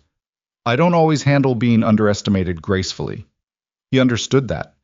He understood it more than she probably expected. "What did you say to him?" "I thanked him for his concern," she said, "and told him I was fully operational and looking forward to Thursday's board meeting." She paused. "He said he was glad to hear it. He sounded like he meant it." "Because if you're there and unsuspecting, it's cleaner," Ethan said. "He needs you in the room." "I know." She turned back to the window. "He's going to walk in there tomorrow expecting a routine vote and expecting me to have no idea what's about to hit me." A pause. "I want to be in that room when it doesn't go the way he planned." "You will be," Ethan said. The meeting with Holt lasted 2 hours and 20 minutes. She was 50, brisk, precise, and asked the kind of questions that told you she was 2 steps ahead of wherever you were in the documentation. She had a financial crime specialist in the room within 40 minutes, who spent most of his time with Garrett's cross-referenced dataset and said almost nothing but whose expressions were readable enough. At 11:50, Holt looked up from the last page and said, "This is enough to open a formal investigation. It is not yet enough to guarantee indictments." "What else do you need?" Vivian said. "The transmitter device itself. Physical evidence, not just photographs. And ideally testimony from someone with direct operational knowledge of the Vantage arrangement." She paused. "The Forsyth documentation is strong on the financial side. The operational connection between Wren and the convoy attack is currently circumstantial." "Hale," Ethan said. "If Hale could be persuaded to cooperate, how quickly can you move on a wire authorization?" Ethan said. Holt looked at him steadily. "For a case of this significance, with this documentation as a foundation, if I push it, this afternoon." He looked at Vivian. "The board meeting is at 2 p.m. tomorrow," Vivian said. "Haley will be there." "He'll be there early," Ethan said. "He always coordinates setup. He's there 45 minutes before session." He'd observed this during his day in the building. "If he can be reached before he goes in a space where he understands his options clearly." Holt looked between them. "I want to be precise about what I can and cannot authorize." "I understand," Ethan said. "I'm not asking you to authorize anything except the wire and whatever your office needs to be in position around that building by tomorrow morning." He paused. "The rest is a conversation." Holt studied him. Then she looked at Vivian. "Mrs. Sterling, you understand that if this doesn't hold together, it'll hold together," Vivian said, with the quiet certainty of someone who had just spent 8 hours reading the documentation of her own near destruction and had decided that certainty was the only appropriate response. Holt considered for another moment. Then she nodded to the financial crimes specialist. "Get me Judge Terrence's clerk." The wire authorization came through at 4:15. Ethan spent the early evening doing two things: calling Mrs. Aldred, who agreed without complaint to take Lily through the next day, and possibly the day after, and standing in his empty shop after hours, alone, going through the building schematic for Sterling Consolidated's 41st floor one more time. Because Holt was right. Haley was the operational link. If Hale could be reached, if he understood clearly that the financial documentation already existed, that Forsyth had gone on record, that the route to a reduced sentence through cooperation was real, and the route through loyalty to Wren was a dead end, then the connection between the board conspiracy and the criminal attack became prosecutable rather than circumstantial. If Haley couldn't be reached, if he panicked instead of calculating, if Wren had contingencies in place for exactly this scenario, which a man who'd planned for 14 months probably did. Then it became something different. Ethan folded the schematic and put it in his jacket pocket. His ribs were a constant dull complaint now, rather than acute pain, which meant either they were healing or he'd just gotten used to them. He turned off the shop lights and stood in the dark for a moment, in the smell of grease and rubber, and the particular stillness of a room full of machines that weren't running. He thought about Lily saying that sounds like you, about a woman she'd never met.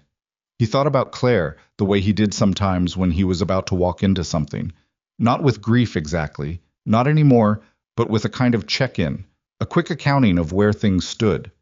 He thought, I'm trying to do it right. Then he locked the shop and got in his van and drove toward whatever tomorrow was going to be. His phone buzzed at the first light. A text from Vivian. 4 words. See you in the morning. He typed back. Get some sleep. 3 dots appeared. Then, you too. He drove the rest of the way home in the quiet of a city that had no idea what was being assembled inside it. In parking lots and lawyers' offices, and a mechanic's shop on a street that nobody important had ever paid attention to, for a morning that was going to land like something that couldn't be undone. Showmore Ethan was in position outside the Sterling Consolidated building at 7:40 a.m., sitting in his van with a cup of gas station coffee that had gone cold 20 minutes ago, watching the Garrison Avenue entrance with the particular stillness of someone who had spent years waiting for things to begin. Holt had 4 agents in place, 2 in the building's lobby level, posing as early office workers, and 2 in a vehicle on the side street that ran along the building's service entrance. She'd texted Ethan at 6:50. We're set. He'd texted back, same. She hadn't replied after that, which was professional and also fine. Vivian arrived at 8:10, walking from a car that dropped her a block away. She was wearing a dark navy suit and her hair was up, and from a distance she looked exactly like the CEO walking into her building on an ordinary Thursday morning, which was the entire point. She didn't look toward Ethan's van. They'd agreed on that. He watched her go through the main entrance and disappear. Preston Hale arrived at 8:22. He came from the parking structure on the east side, walking with the unhurried purpose of someone who believed the day was already organized in his favor. He wore a charcoal suit and carried a leather folio and checked his phone twice in the 20 feet between the structure exit and the building's side entrance. Ethan was out of the van before Haley reached the door. He didn't run. He walked at the pace of someone who knew where he was going and had a reason to be there, and he came through the side entrance 12 seconds behind Hale and caught him at the elevator bank. Mr. Hale, he said. Hale turned. He looked at Ethan with the initial blankness of someone who doesn't recognize a face, and then recognition came, not of Ethan personally, but of the category Ethan represented, which was something wrong arriving at a moment that was supposed to be controlled. His expression went careful. I don't think we've met, Haley said. No, Ethan agreed. We haven't. My name is Ethan Cross. I was the mechanic on Calloway Street last Monday. He paused. I need 10 minutes of your time. Something moved through Haley's face, quick, professional, suppressed. But Ethan had been watching faces in high-stakes environments for long enough to see the thing under the surface. Not quite fear, not yet, but its immediate precursor. I have a briefing to prepare for, Hale said. I know, the board meeting at 2. That's what I want to talk to you about. Ethan kept his voice entirely conversational. There's a conference room on the second floor that Vivian Sterling has made available for this conversation. I'd like it to happen there rather than in this lobby. He held Hale's gaze. I think you'll want the privacy. A long pause. Hale was calculating. Ethan could see it, the rapid internal arithmetic of a man trying to figure out what was known and what wasn't, and what his best move was. The calculation was probably going in several directions simultaneously, which was actually useful because it meant Haley wasn't immediately running or calling anyone. All right, Hale said. 10 minutes. The second floor conference room was small. A table for 6, a whiteboard, a window that looked out over the building's interior atrium. Vivian was already there, standing near the window, and when Haley walked in and saw her, the calculation he'd been running visibly reset. Vivian, he said, I didn't realize. Sit down, Preston, she said. Not unkindly, but not with any of the management she might have deployed in normal circumstances. Just flat and clear. He sat. Ethan stood near the door, not blocking it, just present. Vivian placed a folder on the table in front of Hale. He looked at it, but didn't open it. The U.S. Attorney's Office opened a formal investigation into Sterling Consolidated related financial crimes at 4:15 yesterday afternoon, she said. They have the nominee account documentation, the Vantage Group financial mapping, and 14 months of transaction records compiled by a former Westmark Capital compliance officer named Daniel Forsyth. She paused. They also have the serial number of a wireless audio transmitter that was installed in the third-floor conference room, the device that recorded our board sessions and transmitted them to Vantage Group. Hale's expression had gone completely still. The folio was on the table in front of him, and he hadn't moved since he sat down. The investigation is targeting Aldous Wren as the primary architect, Vivian continued. The financial conspiracy, the stock manipulation, the poison pill strategy. She paused. The convoy attack on Monday night. The words landed in the room. I didn't, Hale started. Don't, Ethan said quietly. Don't do the thing where you start with what you didn't know. That's not a useful direction. Haley looked at him, then back at Vivian. His jaw was tight, and his hands were flat on the table, and he had the look of a man watching something collapse that he'd spent a long time building. What is this? He said. His voice was controlled but thinner than it had been in the lobby. This is a conversation you're having before the one you'll have with the U.S. Attorney, Vivian said. Because you've worked for me for 3 years, and because whatever else you've done, I'd like to believe you didn't know about Monday night before it happened. She held his gaze. Tell me that's true, Preston. A long silence. I knew about Wren's acquisition strategy, Hale said finally. His voice had changed. Not confessional, not exactly, but stripped of the professional surface layer. I knew about the stock positioning, the transmitter. I facilitated the installation. I knew what it was for. He stopped.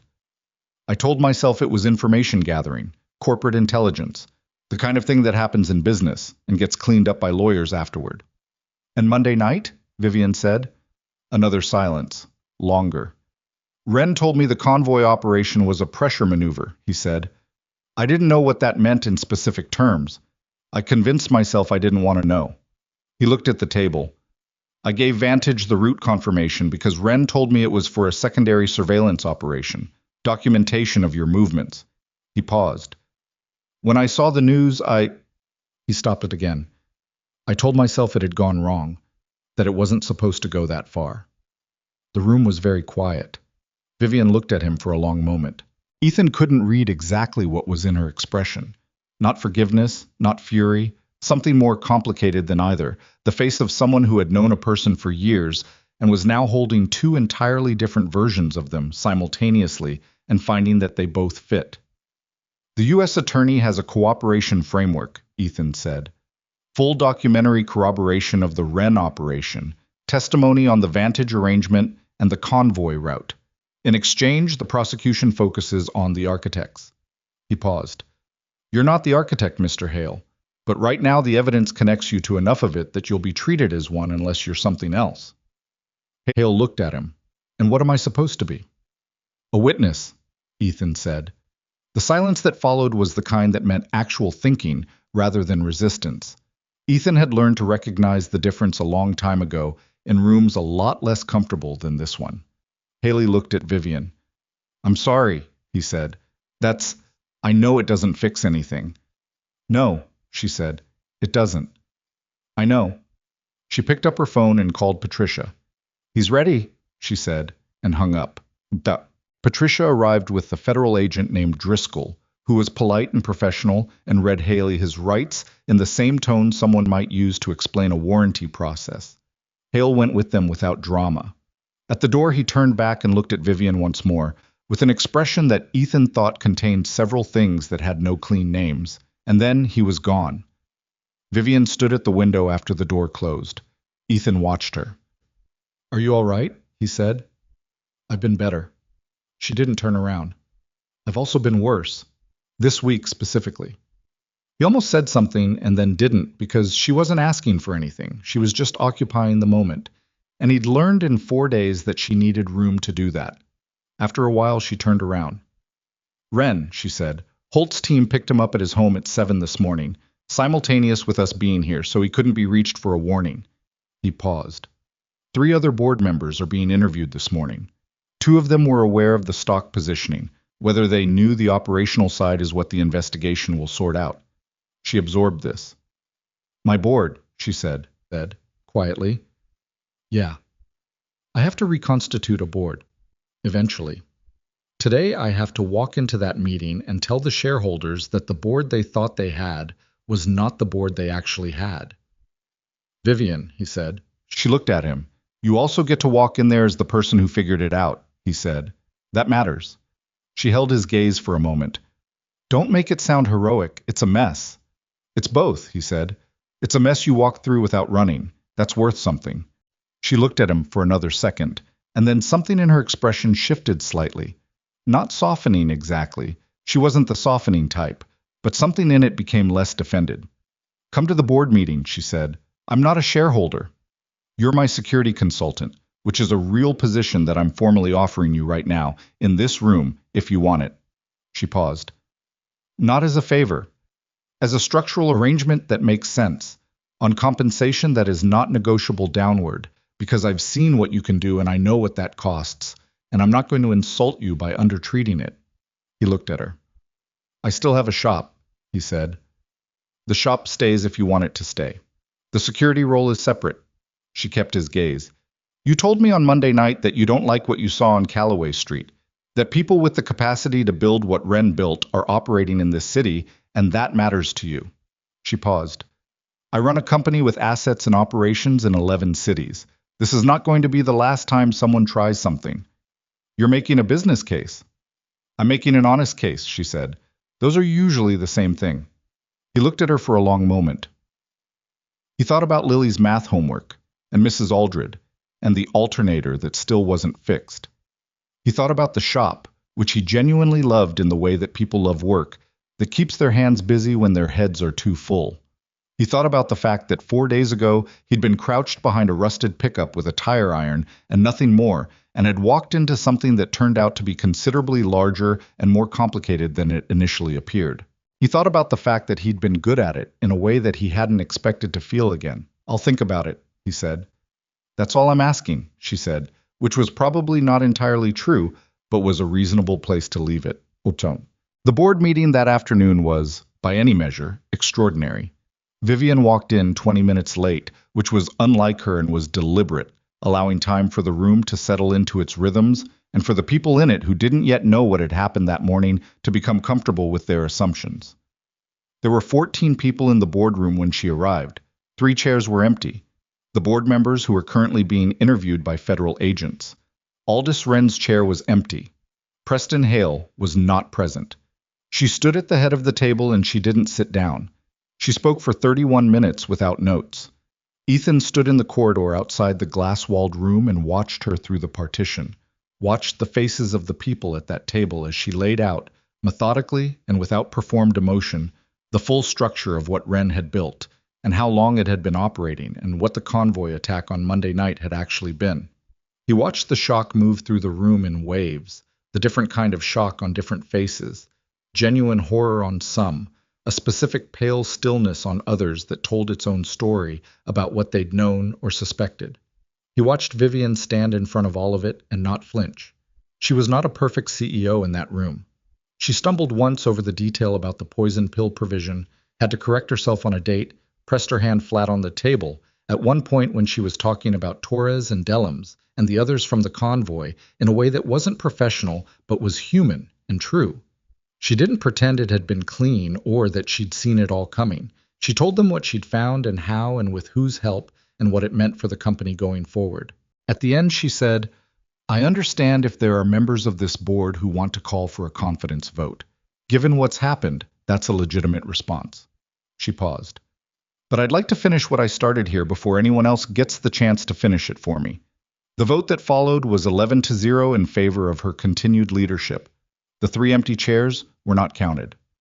Afterward, in the corridor, she found Ethan leaning against the wall with his arms crossed, watching the room empty out. "How was it from out here?" she said. "You stumbled on the poison pill date." "I know." "Other than that, solid." She leaned against the wall next to him. The corridor was clearing, people moving toward elevators and phones, and the long process of understanding what a day like this meant for the institution they were part of. The glass-walled room behind them was empty now, just the long table and the empty chairs, and the city visible through the floor-to-ceiling windows beyond. "Dellums is going to be all right," she said. "I got the update this morning. He's out of the ICU." She paused. "I'm going to see him tomorrow." "Good," Ethan said. "I'm also setting up a fund for Torres's family, and a permanent memorial in the company's lobby." She said it flatly, not performing the grief of it, just stating what she'd decided. They deserved to be remembered in the building they were protecting. He nodded. "I need to ask you something," she said. "Okay." "Monday night, when you were behind that truck on Callaway and you heard the shots." She turned her head to look at him. "You had a cracked rib and no weapon and no backup, and you had no idea what you were running into. You just went." "Yeah," he said. "Why?" He thought about it. Not the reflex version. He knew the reflex. He'd already described it to her once. She was asking something else, something underneath the mechanics of it. "Because I could," he said finally. "Because the skill was there and the need was there, and turning away from that combination, I don't know how to do that. I've tried, in different contexts, and it doesn't take." He paused. "Some people are wired to move toward the problem. I think it's morally neutral as a characteristic. It's just what I am." "It's not neutral to the people you move toward the problem for," she said. He didn't have an answer to that.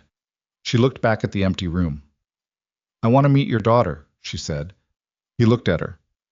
"Not right now," she said quickly. "Not this week, obviously. When things have settled." She paused. "She sounds like someone worth knowing." He thought about Lily with flower on her sleeve saying that sounds like you, and the specific quality of accuracy his daughter deployed when she wasn't trying to be accurate. "She is," he said. 3 weeks later, on a Saturday morning that was cold and sharp, and genuinely autumnal in the way the city occasionally managed before returning to indifferent gray, Vivian Sterling showed up at Ethan's shop. Not as a formal visit. She'd texted the night before, and they texted now, had been texting for the week since the board meeting, a running thread of updates and short exchanges, and occasionally something that wasn't about any of it, and asked if it was all right, and he'd said yes, and that had been it. She arrived in a car she drove herself and wore clothes that had nothing to do with any boardroom, and knocked on the shop side door because the front was still locked at 9 a.m. on a Saturday. Lily answered, because Lily had been in the shop since 7, helping him organize the supply room, which was her preferred way of involving herself in things she found interesting. Ethan was at the bench when he heard them talking. He couldn't make out words, just the rhythm of it. Lily's particular interrogative cadence, the one she used when she was deciding whether someone was worth her time, and then a response, and then Lily again, and then something that sounded like a laugh. He walked to the door. Vivian was crouched to Lily's eye level, which was not something most adults did instinctively with kids that age, and Lily was showing her something on her library tablet, the coding project. He could see the screen from where he stood, and Vivian was looking at it with what was clearly genuine attention rather than performed interest. "The logic on this loop is good," Vivian said, "but if you change this condition here, you get a faster result on larger data sets." Lily looked at the screen and then looked at Vivian. "How do you know that?" "I studied computer science for 2 years before I switched to finance." "Why did you switch?" "I was better at finance." "But you still know the other thing." You don't lose what you learned, Vivian said. It just goes somewhere lower in the stack.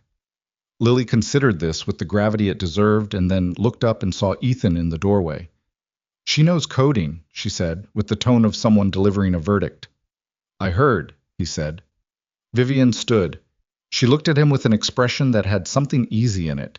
Not relaxed exactly, because ease wasn't quite her natural register, but close to it, the face of someone outside the building that required a certain version of them. I brought coffee, she said, holding up a cardboard carrier. Real coffee, not whatever that gas station is selling on your corner. It's fine coffee, he said. It is not fine coffee. You're a billionaire. You have a skewed reference point. My reference point is taste buds, she said, which function regardless of net worth. Lily looked between them with the expression she deployed when she was collecting data. They drank the coffee in the shop, the three of them, sitting on the workbench and a pair of rolling stools, while outside the autumn city went about its Saturday business, and the shop smelled like it always did, and the light came through the high windows at a good angle. Lily showed Vivian more of the coding project, and Vivian engaged with it seriously and offered 3 suggestions, 2 of which Lily immediately adopted, and 1 of which she argued against on grounds that were actually correct, a fact Vivian acknowledged without condescension. Ethan watched them and drank his coffee, which was genuinely better than the gas stations, though he wasn't going to say so out loud. The full legal accounting took months, the way these things always do. Aldous Wren was indicted on 11 counts: securities fraud, conspiracy to commit murder, corporate espionage, and a series of financial crimes that the U.S. Attorney's Office said in a press statement represented one of the most sophisticated long-term corporate predation schemes they had prosecuted in the district. His trial date was set for the following year. His fund's nominee account positions in Sterling Consolidated were frozen within days of his arrest, and the stock, after an initial drop on news of the conspiracy, recovered and then surpassed its previous high as the market processed the fact that the company's leadership was intact and the threat had been neutralized. Preston Hale cooperated fully and completely. His cooperation was extensive enough that federal prosecutors publicly credited him with being essential to the case against Wren. He lost his position, his professional credentials, and a significant portion of his accumulated assets in civil proceedings that followed the criminal case. He did not go to prison, which was a fact Vivian processed in private and never discussed in any professional context, and which Ethan privately thought she'd made her own peace with on terms that were hers to set. Daniel Forsyth's whistleblower status was formally recognized by the U.S. Attorney's Office. He received a financial award under federal provisions and gave a single brief interview to a financial newspaper that was largely about systemic failures in corporate oversight rather than anything about himself personally. Ethan met him once more briefly in a coffee shop near Patricia's office, and they sat for 20 minutes in the manner of people who had been on the same side of something significant without ever quite being on the same team, and then shook hands and went their separate directions. Marcus Chen recovered from his injuries over the course of 8 weeks. It was a long recovery and a hard one, and involved 3 surgeries and more physical therapy than he had patience for. He came back to work on a reduced schedule the following spring. On his first day back, Vivian was waiting in the lobby when he arrived, which she'd done without telling him she'd planned to, and they stood in the lobby and she said she was sorry, and he said there was nothing to be sorry about, and they both knew that was not entirely true, and also that it was the right thing to say, and then they went upstairs and got to work. The 3 board members who had knowledge of the stock positioning without direct participation in the operational side resigned in the weeks following Wren's arrest. 2 of them issued statements of varying coherence. The third said nothing publicly. Vivian rebuilt the board over the following 2 quarters with the specific deliberateness of someone who had learned, in the hardest possible way, what it meant to trust the wrong people in the right positions. Ethan Cross accepted the security consultant role 6 weeks after the Thursday board meeting. He kept the shop. He reorganized his week so that Monday and Tuesday were for the shop, and the rest flexed according to what Sterling Consolidated needed, which in practice meant 1 or 2 days of security assessment work, and occasional travel, and a great deal of structural analysis of the kind of vulnerabilities that he'd learned from personal experience could sit inside a well-run organization for 14 months without being seen. It was not a perfect arrangement. There were weeks where it was too much, where Lily had a school thing he almost missed, and the shop had a backed-up queue, and Vivian needed him to be in two places simultaneously, and he handled those weeks with the imperfect improvisation of someone who had chosen complexity over simplicity and was living with the actual cost of that choice. He didn't romanticize it, he just did the work. What he noticed in the months that followed was that Lily had started asking about Vivian in the same casual way she asked about things that had become part of the normal texture of her life. Did Vivian know about this? What would Vivian think of that? She's coming to the shop Saturday, right? The questions were not loaded with anything, not hope or anxiety or the complicated feelings a 9-year-old might have about the landscape of her family shifting. Just the straightforward curiosity of a child who had identified someone as interesting and wanted to keep track of them. Vivian, for her part, showed up at the shop on 3 more Saturdays before it became a pattern neither of them had named. She brought better coffee each time. She argued with Lily about coding approaches with a consistency that suggested she had actually been thinking about their previous conversations in the intervening week. She helped Ethan move a transmission one afternoon because she happened to be there and it needed 2 people, and she rolled up her sleeves without being asked and didn't mention the bruise on her forearm for the rest of the day. She was not a natural at ease. She was not someone who slipped comfortably into domestic simplicity, and she didn't pretend to be, and there was something relieving about that, about being around someone who was fully themselves without apology or performance, even when the self in question was occasionally too direct and occasionally forgot to ask before reorganizing things, and occasionally got so deep into a problem she was working through in her head that she went quiet for 15 minutes without realizing it. He was not a natural at this either, if he was being honest. I was someone who had built a small, self-sufficient life that worked, and who had not let anyone significantly inside it in 4 years, which had its own logic and its own costs that he'd been paying without accounting for them. He was someone who found it easier to run toward an armed threat than to say the accurate emotional thing to another adult at close range. He was working on the second part. It was slower going than the first. One evening in early winter, he and Vivian were in his kitchen after dinner. Lily was asleep, it was late, and they had developed a habit of these late conversations that neither of them had planned and neither of them was trying to stop. And she said, out of a silence, "I think about Calloway Street sometimes. What would have happened if you'd gotten the alternator fixed?" "I think about it too," he said. "If you'd gotten it fixed an hour earlier, you'd have been gone before we came through." She looked at the kitchen table. 6 armed men and no one in the shadows. He nodded. "That's a narrow margin," she said. "Most things are," he said. She was quiet for a moment. "That bothers you. That it was contingent." "I've spent a lot of time in contingent situations," he said. "You get used to the margin. You don't get comfortable with it exactly. You just learn that the margin is always there and you either operate in it or you don't operate." She looked at him. "Is that how you feel about this? Us? Whatever this is." A pause. "I'm asking directly because I don't know how to do the other kind." "I know you don't," he said. "It's one of your better qualities." She waited. "No," he said. "This doesn't feel like a margin. This feels like something I walk toward and am continuing to walk toward on purpose." He held her gaze. "That's unusual for me." "It's unusual for me too," she said. "I don't let people into the actual spaces. Patricia will tell you that. I have colleagues and allies, and I had a relationship once that lasted 2 years, and which I ended because I couldn't let it be real." She paused. "I don't know if I'm good at this." "I'm not either," he said. "That's not comforting." "I know, but it's honest." He looked at her. "I think honest is the better bet." She thought about that. "Yeah," she said. "Okay." There is a thing that happens sometimes in the lives of people who have been through the kind of losses and decisions that leave marks. A moment where the life they've been carrying and the life that's possible look briefly like the same thing. Not because anything has been fixed or resolved in any permanent sense, because nothing is ever fixed or resolved in any permanent sense, but because the distance between surviving and living has closed enough to be walkable. Ethan Cross was 37 years old. He had a daughter who argued about coding logic with genuine conviction and cried at nature documentaries and said accurate things without meaning to, and who deserved a father who was fully present and working at that, most days, with better results than he'd managed in the first years after Claire died. He had a shop on a street nobody important paid attention to, and a van that needed the back left wheel bearing replaced, and a set of ribs that had fully healed and would probably give him trouble in cold weather for the rest of his life.